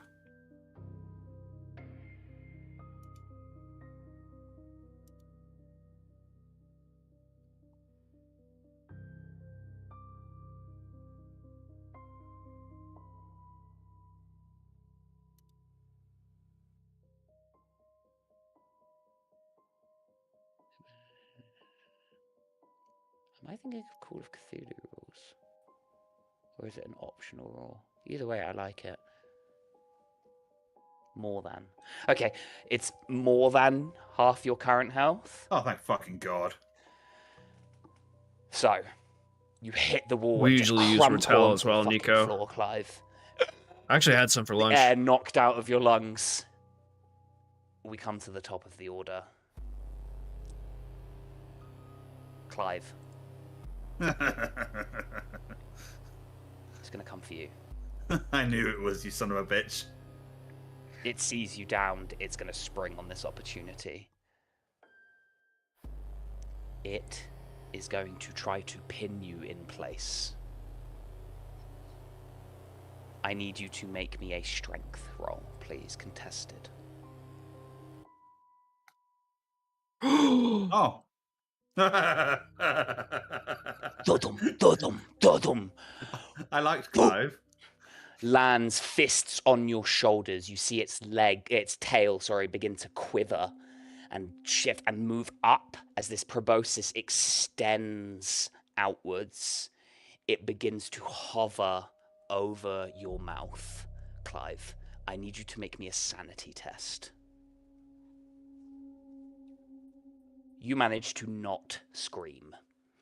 You lose 1 point of sanity and keep your mouth shut as this weird spiky thing begins to aim itself towards your mouth. Parker. Damage again because I'm a twat. Doesn't matter, he misses. Misses. Skims off and bounces off its hide. Jeb. How does, grappling work in this game? Is it a strength contested check? Yeah. To pin someone is a contested strength check. I will let you know. This thing has 19 strength. So it's a 95. Oh, yeah, mine's 15. Okay. Which means it can pass on basically 90. Yeah, it passes on all but its 5 rolls. numbers. Yeah. Yeah, I'm just gonna try and shoot it. My best chance, I think. Wow. Nope, I missed. Boom! Bullet ricochets off. Oh, sorry. Ignore that. Oh, this ain't good. Clive, you have one chance to escape. You got this. Let me double check. So I know it's way too late to ask, but there's no sort of like help mechanic in this game, right? No. Yeah, okay. So it's way stronger than me. So roll either a strength or an unarmed combat, whichever is better to escape being pinned. It's opposed by the pinning character's attack roll against your agent. If the pinning character is not attacking, the escape is opposed by either the unarmed combat or strength times 5, whichever is better. So it has already rolled this round. It rolled a 61 Cool. on its strength. What's your unarmed and what's your strength? My unarmed is 62. Yeah. And my strength is 75. I'd roll your strength. I would. Oh, fuck's sake. It's looking fucked up as well. You could just Mozambique drill it off the floor. But if you fuck... It's more likely. It's a very narrow window I escape this, or I can try and shoot it and he dies. Your firearms roll will be at minus 40%. So you're better off using your knife. Will also be at minus 40%. Never mind. It's been a pleasure, gentlemen! Nah, I'm fucked. You try and shift your shoulders, try and pull yourself out, and it pushes you back down to the floor. This thing hovering over your mouth does not seem to move. I'm going to... It is going to roll a...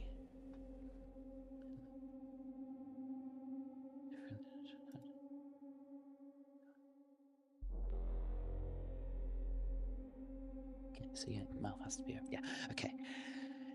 You sense some kind of like frustration coming from this beast as you're not screaming, Clive. Mm-hmm. So it's going to make another bite attack at you. It has a plus 20% because you're pinned. Okay, what do you do? So I can either dodge this bite... Or try and fight back. Your unarmed will be at minus 40. Yeah. Fucking... You take 4 points of damage, Clive. Oh, that's not good. As it bites into your shoulder. This thing still hovering over your mouth. I need you to make me another sanity test, please. Roll me a d6. Okay, you lose 1 sanity and you begin to scream. Your imminent death, your mortality finally hitting hard as you begin to just... Help! And you can see this tail slowly lowering its way towards your mouth. Parker and Jeb, you have 1 more turn. I don't like how drawn out this is. It's fucking horrible. Come on, I'm here. Do it. Kill me. Parker, you're up. I don't see anything other than just trying to stab this thing. I think it's your best bet. Yeah. Yeah, Parker's just kind of starting to panic now at this point because you can see what's happening and he just lunges straight for the creature.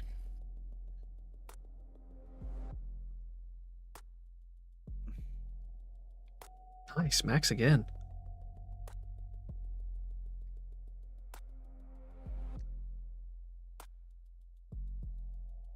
You miss, Parker. It rolled as 43 on its unarmed combat this round. You take 5 points of damage, Parker. Nice. As it slaps you away. Oh, okay. Yeah, it's got 4 arms in it. No, it just lifts off for a second and then pins you back down. You're screaming, Clive. Explain that, the maths behind that to me after the session. Okay, will do. Jeb. So, what do I need to roll to hit it? I have to succeed, For but I have to roll unarmed, below him. If you want to roll for unarmed, you have to beat a 43 and succeed. Oh, but he can't dodge a firearm, so I can just need to Yes. hit with the firearm. Yes. Okay, I'm gonna try and let me see if there's anything else I can do. Hold on.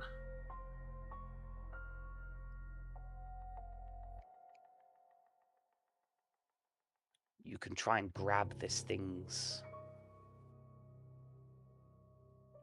The pincer. Yeah. Would that be that'd be still a strength? Is it Yeah. it's strength, right? Yeah. Strength is stupid. Yeah, but the roll holds for the whole round, and because it fought back when you tried to attack it. Gotcha. That's how So I believe how it works. So if I just roll, what would I need a strength roll?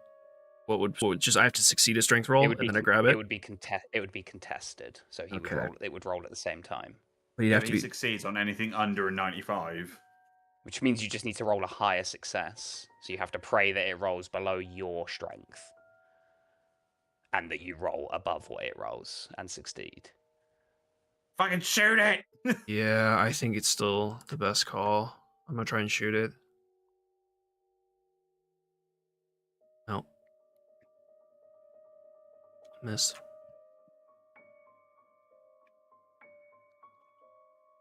God damn Clive, it. I'm so sorry. God damn it. Bullet, boom, pings off. We come back down to this thing's turn. So I The don't get turned tail. at all. Oh wait, you tried to fight back, didn't you? Or dodge? Well, that was last term, wasn't it? No, that was this round. Oh yeah. Oh, never mind then. Just kill me. I'm sorry, dude. No, fuck you. And you stupid rape monkey. The tail plunges into your mouth, Clive, down into your throat. The thing pulls away. You see its tail tears off in a spray of this orange goo, and it begins to flee. Cool. It gets into the doorway of the room. Parker. Easy went in range to go after it, just kind of stumble over Clive. Yeah. Okay. Jeb? Oh, this might be really dumb. Do it. I know what you're thinking. Do it. Do you? I know what you're thinking. Do it. Okay, I still have. Let's see if you. I still have the accelerant, which I don't know what kind of cleaning product it is. Okay. Is it corrosive? Yeah. Let's say you picked up like some bleach or something. Something along those lines. Some heavy solvent stuff. I'm going to be honest with you. Clive's probably shooting himself in the head on his turn. I'm gonna try and pour it down Clive's mouth to try and get the thing to retreat out of its body, either by Clive trying to like physically vomit and force it out of its body, or it trying to, sensing some sort of toxin, flee out of his mouth. It's probably gonna damage his throat, but it might be better than having that parasite in him. Clive, what's your health points at the moment? 3! Oh no.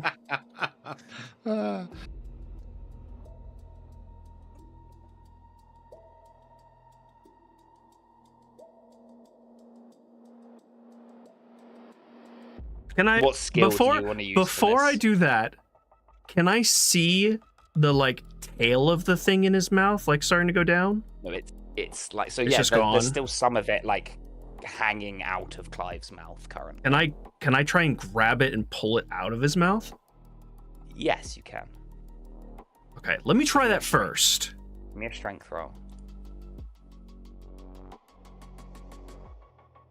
Okay, it's not crit Wow. failure, so you kind of Okay. hold it in place.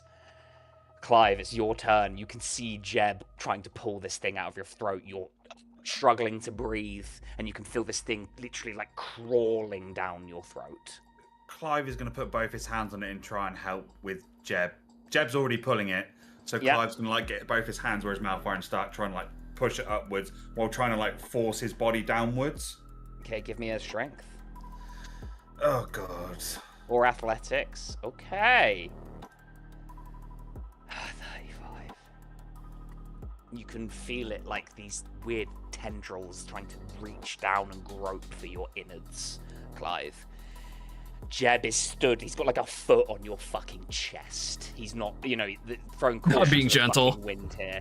Yeah, not being. Oh, gentle. no. You can feel your ribs being pressed down. You plant your feet as best you can against the banisters of the balcony, looking down below, and you.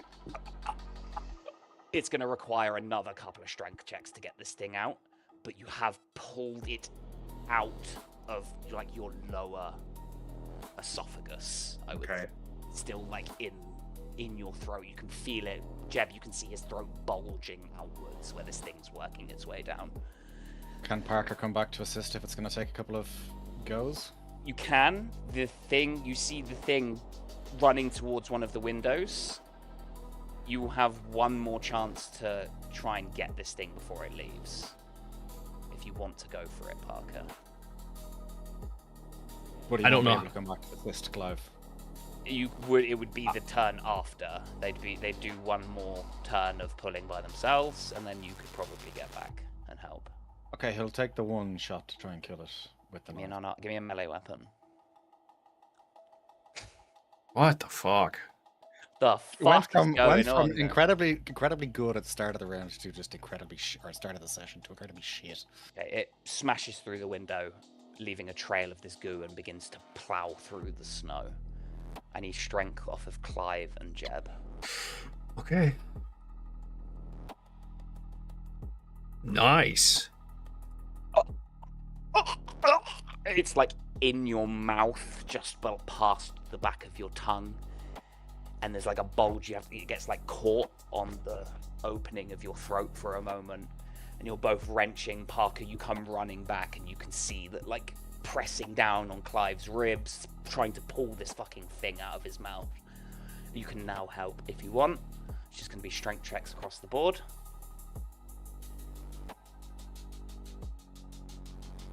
Just let's go.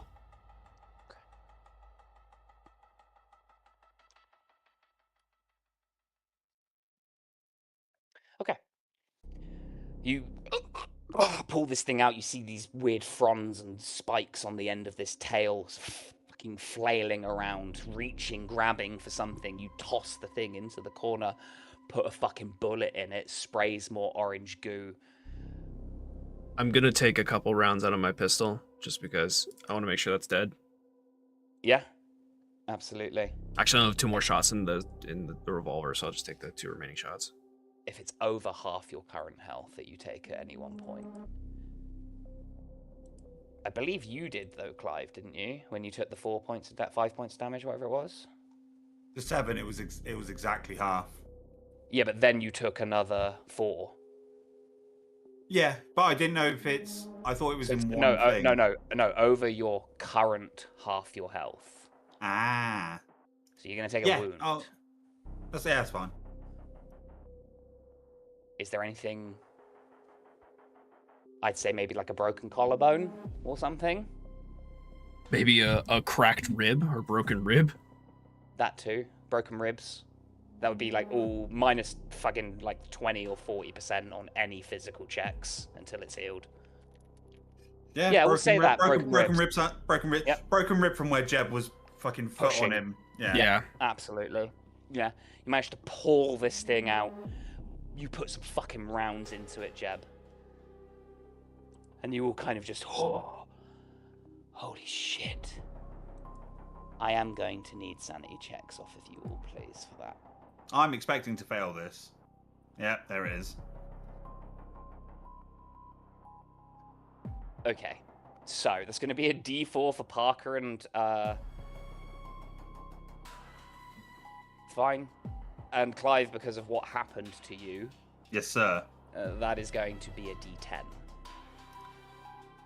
I ain't gonna get the one now, am I? Nope. Whoa. You can project some of that if you want. You're still going to go temporarily insane. I know. Hold on, I just want to check something. Your bonds are very bad at the moment. It doesn't matter who I deflect onto, I still reach my baking point. Yeah, Clive opens a bakery. Okay. Yeah, I still reach my breaking point. Okay. You reach for that kush. Actually, Do you hold want on. to? 40, 46. If I wipe out Owen, I'll be 1 above breaking point. So you're 7 away from your breaking point currently. Mm-hmm. So yeah, you need to roll a 3 or above on the d4.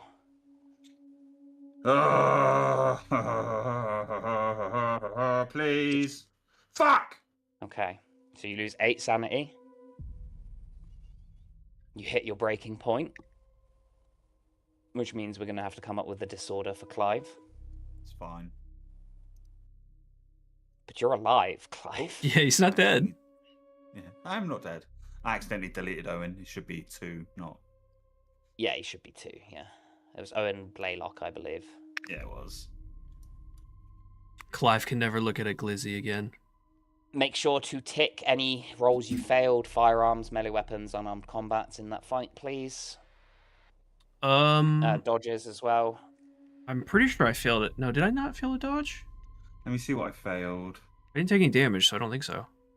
I think you passed all your dodges. You failed firearms like 3 times. Definitely. Fucking bounced. I don't think I made a melee. No, it was okay. Yeah, I'm good. Well, that went fucking terribly. Started out so well.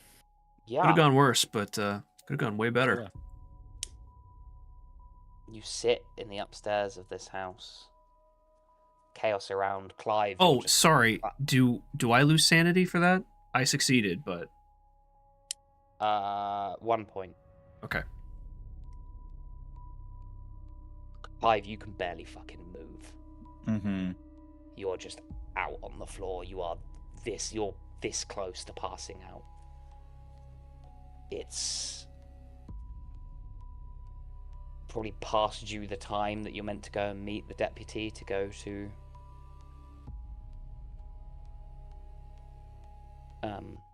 the morgue.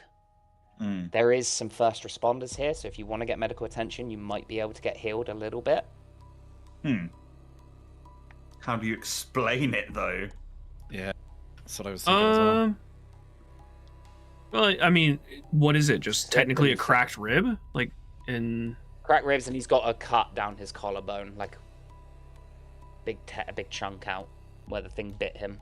Could just say a fucking tree branch broke off in the storm and fucking just absolutely blasted. He obliterated you.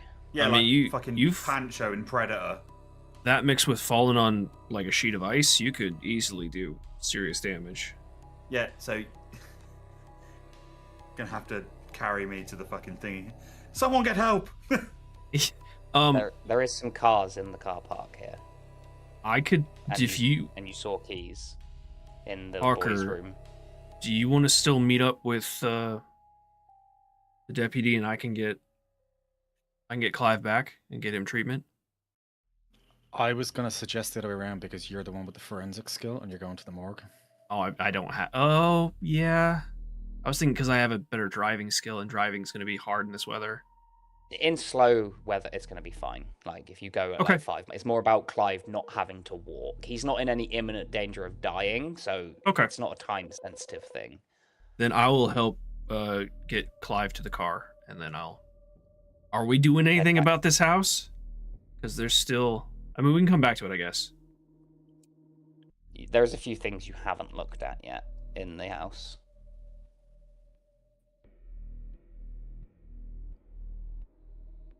Risking another combat. I think we just come back to this house later. When we're more prepared, because I don't foresee anyone...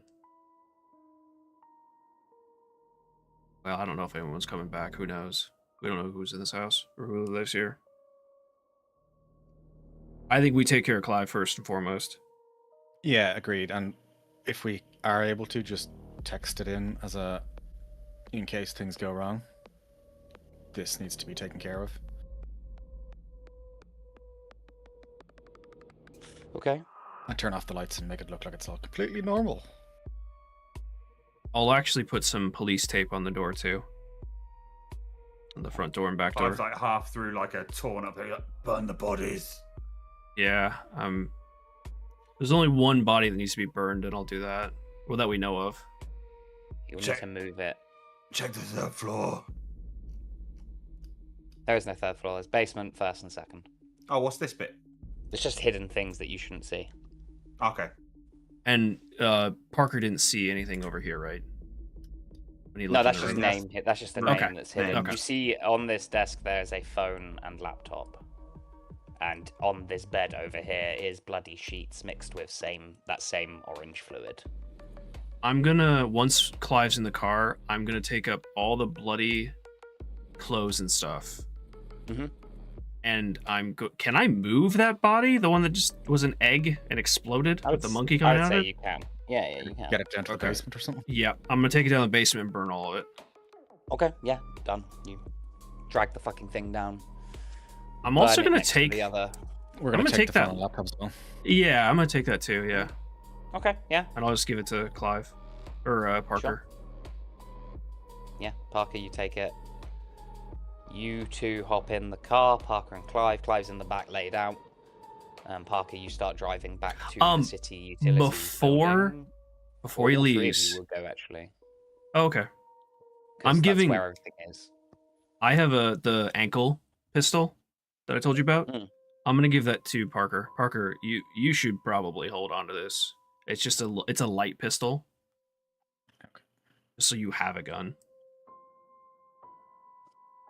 It's a little shit what I put, yeah, definitely. It's a little ankle revolver, little snub nose. Oh yeah. Her name's Beatrice. Little 22. She's a naughty girl, so take good care of her. Or a 38. Close encounters. Maybe a 22 would be a light pistol, wouldn't it? 22 would, yeah. Yeah. It's little 22 snub nose. Okay. You each get in the car and head back to the city utilities building. Eli is waiting for you. He's like, what kind of town do you call this? The hell happened to your friend over there? Is he okay? My bad. What the hell happened to you, boy? You look like Disagreement with a tree and the floor. The tree kicked 7 shades of shit out of you or something? Yeah, he was fucking massive. Alright, let's get you to the medical tent. Jeb, is it? Yes. My cruise is over there. If you go way by it, I'll be back in a few minutes. Let me just show these boys where to go. All right.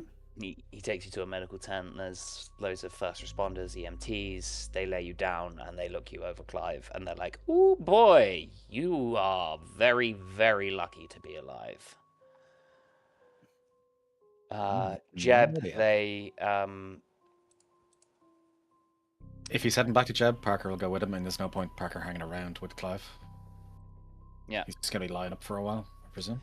Okay, yeah, I mean, Clive, you regain 1 HP from their treatment. Wonderful. It's better than nothing. You feel a little bit better. They just dose you up a load of painkillers and compress your ribs so they're not moving as much. But you're finding it very hard to breathe. You're in a lot of pain. Your shoulder fucking hurts. They stitch you up. It's not a good sight, Clive. You're going to have a couple new scars, you think. We will leave you in bed there as Jeb and Parker get into Deputy Eli's car and head to the city morgue. You head... Would Parker have been there when they cut Clive's shirt off? I don't know. Parker, would you have been? It depends. Parker would have left when Jeb or Eli went back to Jeb, so... Then you wouldn't have. Don't worry about it. Okay, then you wouldn't have. Missed out backstory. The 3 of you, excuse me, all hop into Deputy Eli's police cruiser. And you head south over the bridge to south over the bridge. I don't know what that area would be called. Either way, it takes you maybe half hour or so to get to the morgue. You're led in by a man with like a shock of grey hair. Says his name is Waldo. The building is warm. Blah, blah, blah. You go into the morgue room where they keep all the bodies. It's fucking ice cold in here. This man walks over to one of the things and says, "Oh, so you're looking for the John Doe, are you? Hang on a minute." And he walks over and he opens up one of these cabinets, pulls out this body, and lying on a slab, bruised, battered, covered over, like naked, but other than just over his waist and groin area, is Jonah Washington, the boy you saw. Yep. In first floor bedroom. 1824 West Ambrosia Street, the first floor bedroom. This is the boy from the pictures. Yeah, this is our John Doe. Well, let's take a look at him, and I'll give him, well, no one's done an autopsy. I'm going to give him once over and look over his body and try and get a sense for how he died. So, what are both of your ints? Oh, just straight intelligence? Yeah, for the time being. 16. 11. Well, navigates. 40. 70. Military science of any sort. 50. And forensics and medicine. Forensics is a 72. 0 for both. Okay. Medicine 0. Yeah. Parker with a 12 or higher in. The state of the bodies, actually, so there would still be clothes on this, sorry. The state of the body's undress is suspicious. The boy is wearing mittens but no coat, an athletics shirt and jeans not worthy of cold weather. One shoe is missing. It appears he ran into the frigid. Is he though? Night Yeah, still midway just through one getting eye. Undressed, which is initially what tipped off. Oh, Deputy Filigree here. With your navigate, you can kind of work the assumption that Washington fled from somewhere heated before dying in the snow, which you obviously know is 1824 West Ambrosia Street, so it kind of lines up quite nicely.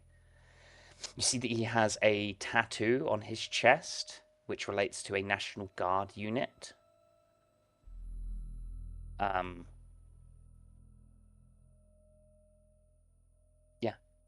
With your forensics, Jem, you can see there is a 4-pronged puncture wound visible beneath his clothes near his kind of chest. Give it a little press, and it causes some more of this orange goo to leak out.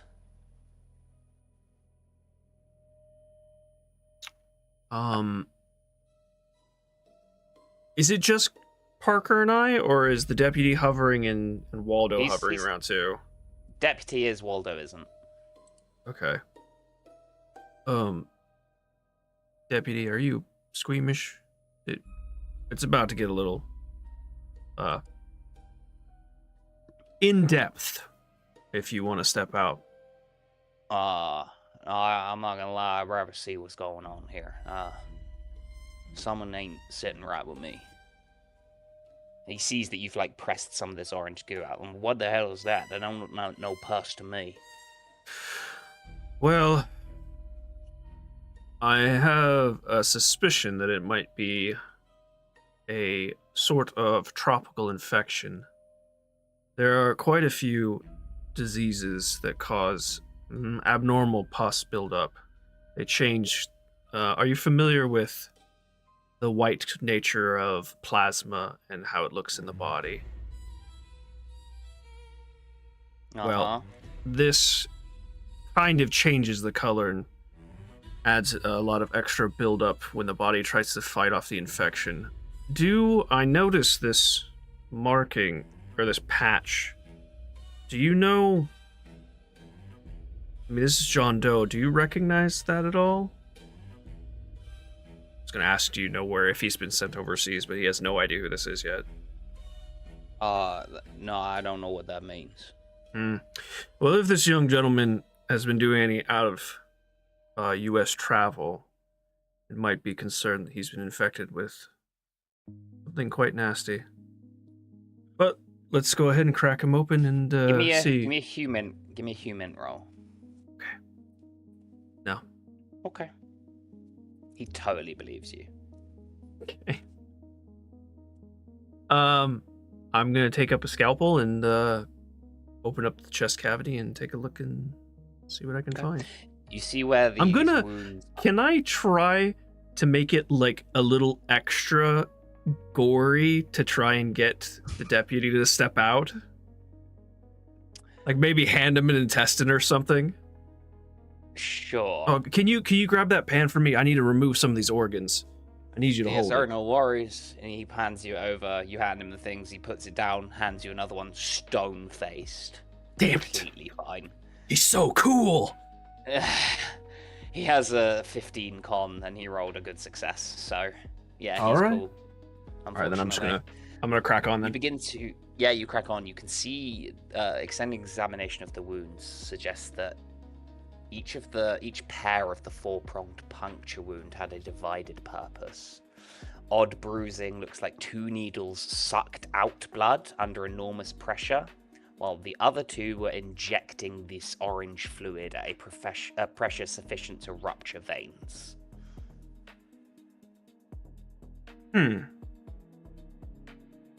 So it was like it's siphoning his blood and killing him at the same time. Replacing it with this orange goo. And you remember that when this thing burst from the body was filled with orange goo. Judging from where it bursted from, can I find any sort of egg or growth inside either a cavity or on any of the organs? Like, judging from where the larva went in the mouth, it would probably be in the stomach. So can I cut open the stomach and take a look? Yeah, you have a look in the stomach. You do not find any larva.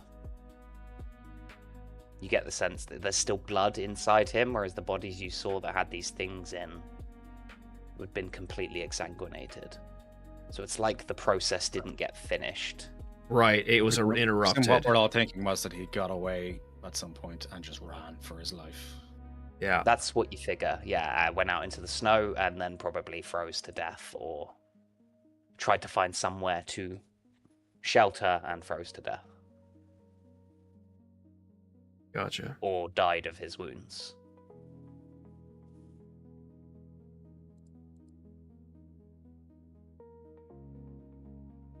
Well, whatever he had, it did a number on his internal organs.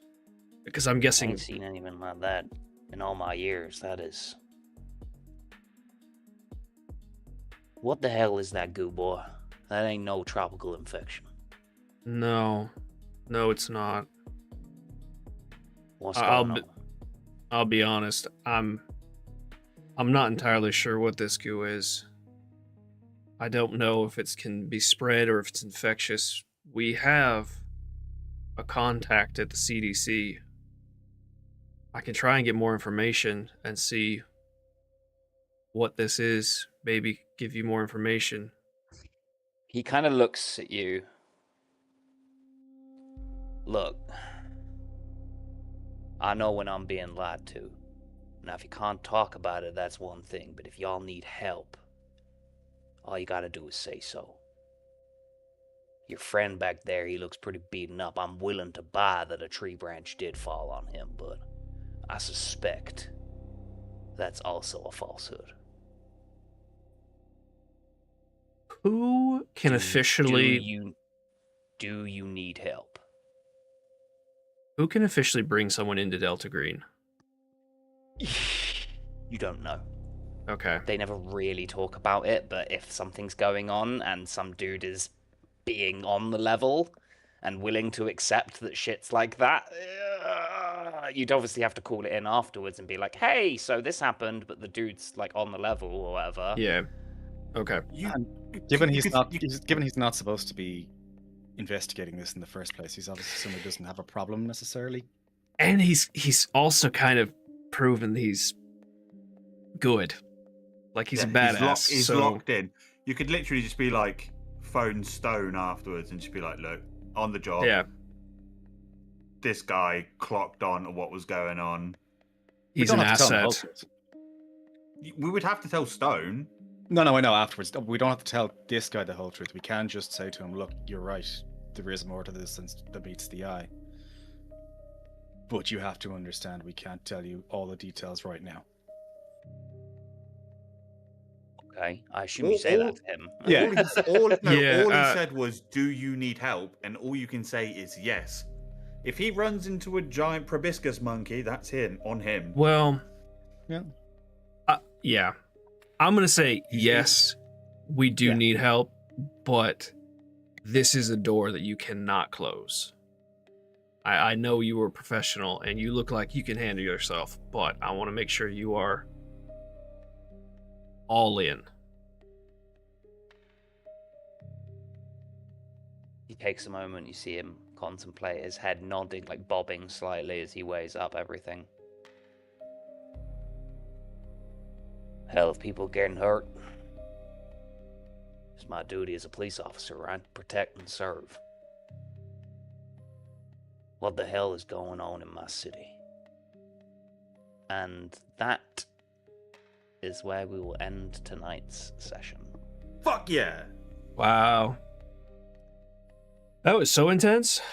I can't wait to roleplay asking for more rice pudding in the bed next week. So, you This have is an the option. worst rice pudding I've ever had. You have an option to play Deputy Eli, if you so wish, D. He is your NPC. Ooh. No, the book says that if an agent dies, they take over Eli. Okay. You die, but you're going to be out of commission. You don't have to, but you can. Also, as a side point, you can wait for the cleanup crew and come in as an agent sent in to help on the cleanup crew. It's up I to you. quite like Eli. Okay. He seems And cool. I like the idea of onboarding him into Delta Green. Like, Okay. this being his exposure. Yeah. If you want to play Eli, you can. If you want to play Clive, who's beaten, bloodied, and bruised, you can. You're gonna just have minus 20% on like athletics, strength, and dexterity checks. Clive is Fubar. Your HP's what, 2 right now? 4. Oh, okay. Clive is Fubar. He has broken ribs and 4 HP, and he's hit his breaking point. Yeah, sorry about that. He's somehow alive. Holy shit, man. Well, I mean, it's not your fault that I guess both Parkin and I missed, what, 2, 3 turns in a row? Dude, yeah, you got the rolls just like, So but I love bad. that shit. No, because what it is, yeah, like, it's perfect. You start off Mint and it's jello, like the yes, panic please. hasn't quite set in, but you keep putting rounds and bullets and this thing is still living. It then pins your friend to the ground, and Dave said it, like, Parker's starting to panic now. Yeah. Like, he's seeing what's happening and he's starting to panic. And it's the same as Jeb. Like, Jeb is cool, calm, and collected 99% of the time. But in that situation, when you're being attacked by this thing that you have no idea what it fucking is, it's just burst out of a fucking body horrifically. And it's trying to Causing impregnate insanity. Clive. And it's now trying to literally impregnate fucking Clive.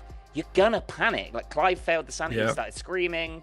Like, it's perfect. Like, it's just building up and up and up as, like, it's getting more tense as this thing's not dying, and it's like, oh shit, it's gonna happen. Like, something bad is gonna happen. I even gave you an extra fucking turn because I'm nice. I know. And Yeah, it's still I wondered about didn't- that. It's Yeah, not yeah. your fault that these Well, lot it were was- sat there watching while Harvey Orangutanstein was having his way with me. The problem with the book is it's not quite clear on how that part of it works, because it says it waits for you to start screaming. So I was like, okay, I'm gonna take that as gospel, that it has to, like, make you scream before it will go ahead and jam its fucking tail down your throat. So it was like, okay, at the end of each of Clive's turn, I'm going to have him roll a sanity. And then if he fails, he's going to start screaming. That's how I ruled it in that decision, because it literally says, if you pass the sanity, you don't scream. And then it doesn't kind of say whether it tries to still do it or not.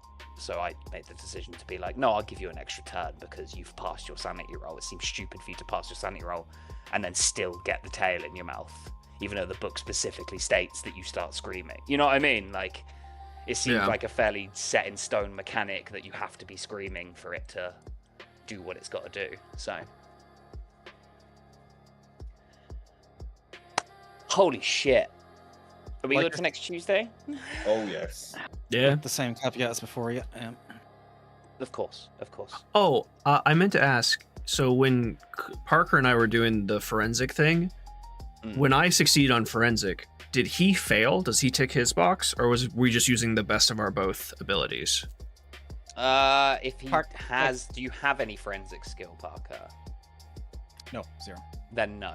It's only if you have the skill already. I think in that kind of situation, it's a bit meta-y to say that I'm doing it as well anyway, even if I did it. So. That's what I thought, but I wasn't sure. Speaking of ticked skills, let's Please.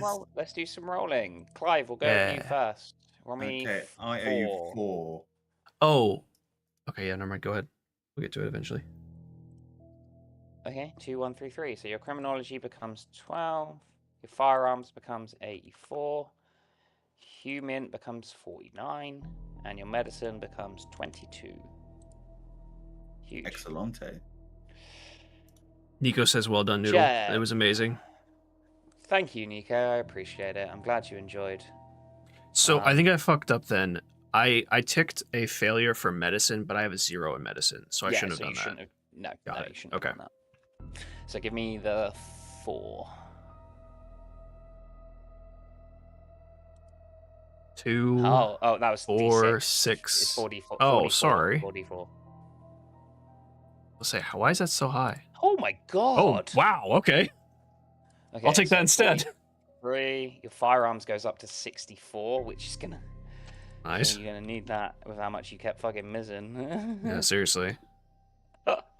And your stealth goes up to 16. Your human up to 58. Massive. Sick. Parker, give me the 5. I have a -1 on my D4 rolls. Why is that?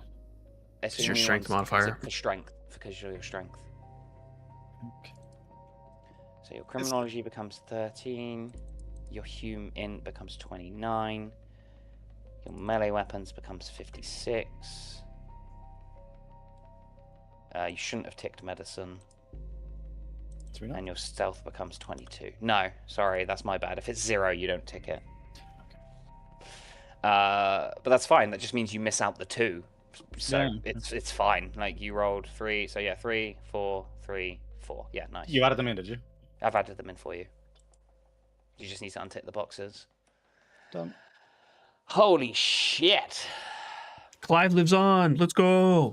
Somehow. Against all expectations in that turn. Damn that monkey. Man, that was fucking hell, dude. And yeah, you're already aware that's not the only one. Yeah.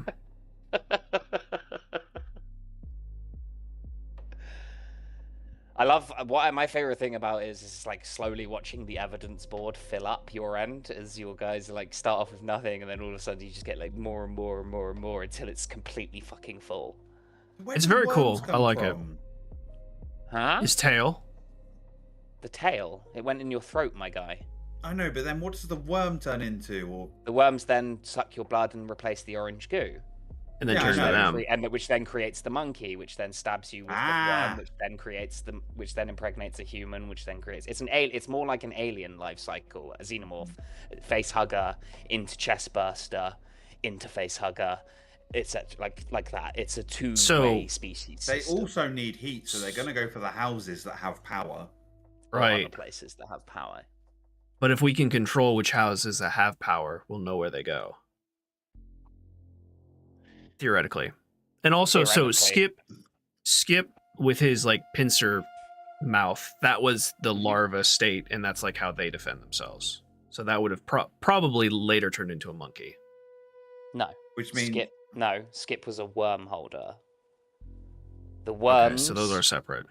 So he would have, if he'd have killed all of you, he would have sucked out all of your blood, replaced it with orange goo. You would then have grown a monkey inside of your bloated water balloon style corpse, which have then exploded, creating a new monkey. The monkey will then have gone around infecting more people with these worms, and their cycle continues. Right. Okay. So Skip got infected by a worm initially, and from what you can gather, infected his mum. That one ripped a hole through the ceiling and then out through the fan and headed southwestwards to 1824 West Ambrosia Street. That's what you know so far. Gotcha. And there was a homeless man who was infected and a woman in the basement who was infected. The homeless man was the one who exploded, and that's the monkey you fought. All right. I'm now trying to calculate how many people lived in that house. 3 from what you can gather. So it was a worm in the weapons ammo box. Yeah, from what you can gather, yeah. So there's 2 at least out there. Yeah, one you've seen, and then 2, one that... Yeah, one we've gotten rid of, the one original one from the Mhm. roof, and the one that did this and got away. Yeah. Thank you. All right. Hell yeah. Good session, everyone. That was sick. Yes, thank Like you. I said at halftime, you, everyone. that's still my favorite so far. Yeah? Yeah. Sick. Like Wolfman said, it's really, really tense. It's a nail biter for sure. Yeah, it's very fun. Right, do you mind explaining that maths to me? Because I haven't gotten my head around that yet. Yeah. 42 minutes ago. You both succeeded, but he I'll be had a back. higher roll than you. That's Yeah, it. no, but can I see the maths behind it? All right, guys. I'm gonna go ahead and wrap up. Thank you for letting us. Yes, thank you guys for hanging out. Thank you for being part of it. Thank you guys for all the love and support. Appreciate it. Laters, everyone. Tomorrow is more Resident Evil 2. That's right. More Resident Evil. Yes. Next Tuesday for more Delta Green. And Dispatch. I'm gonna do the same thing next Tuesday. Dispatch in the morning, Delta Green in the afternoon. So, yes, Chris was telling us that you were putting a song together. You put it in music. I'm definitely gonna have to hear it. I am starving though, so I'm gonna go get some food. You know what? You guys want to take a listen right now? Hang on. It's not gonna be that long. Is it up right now? Can I actually pull it up from here?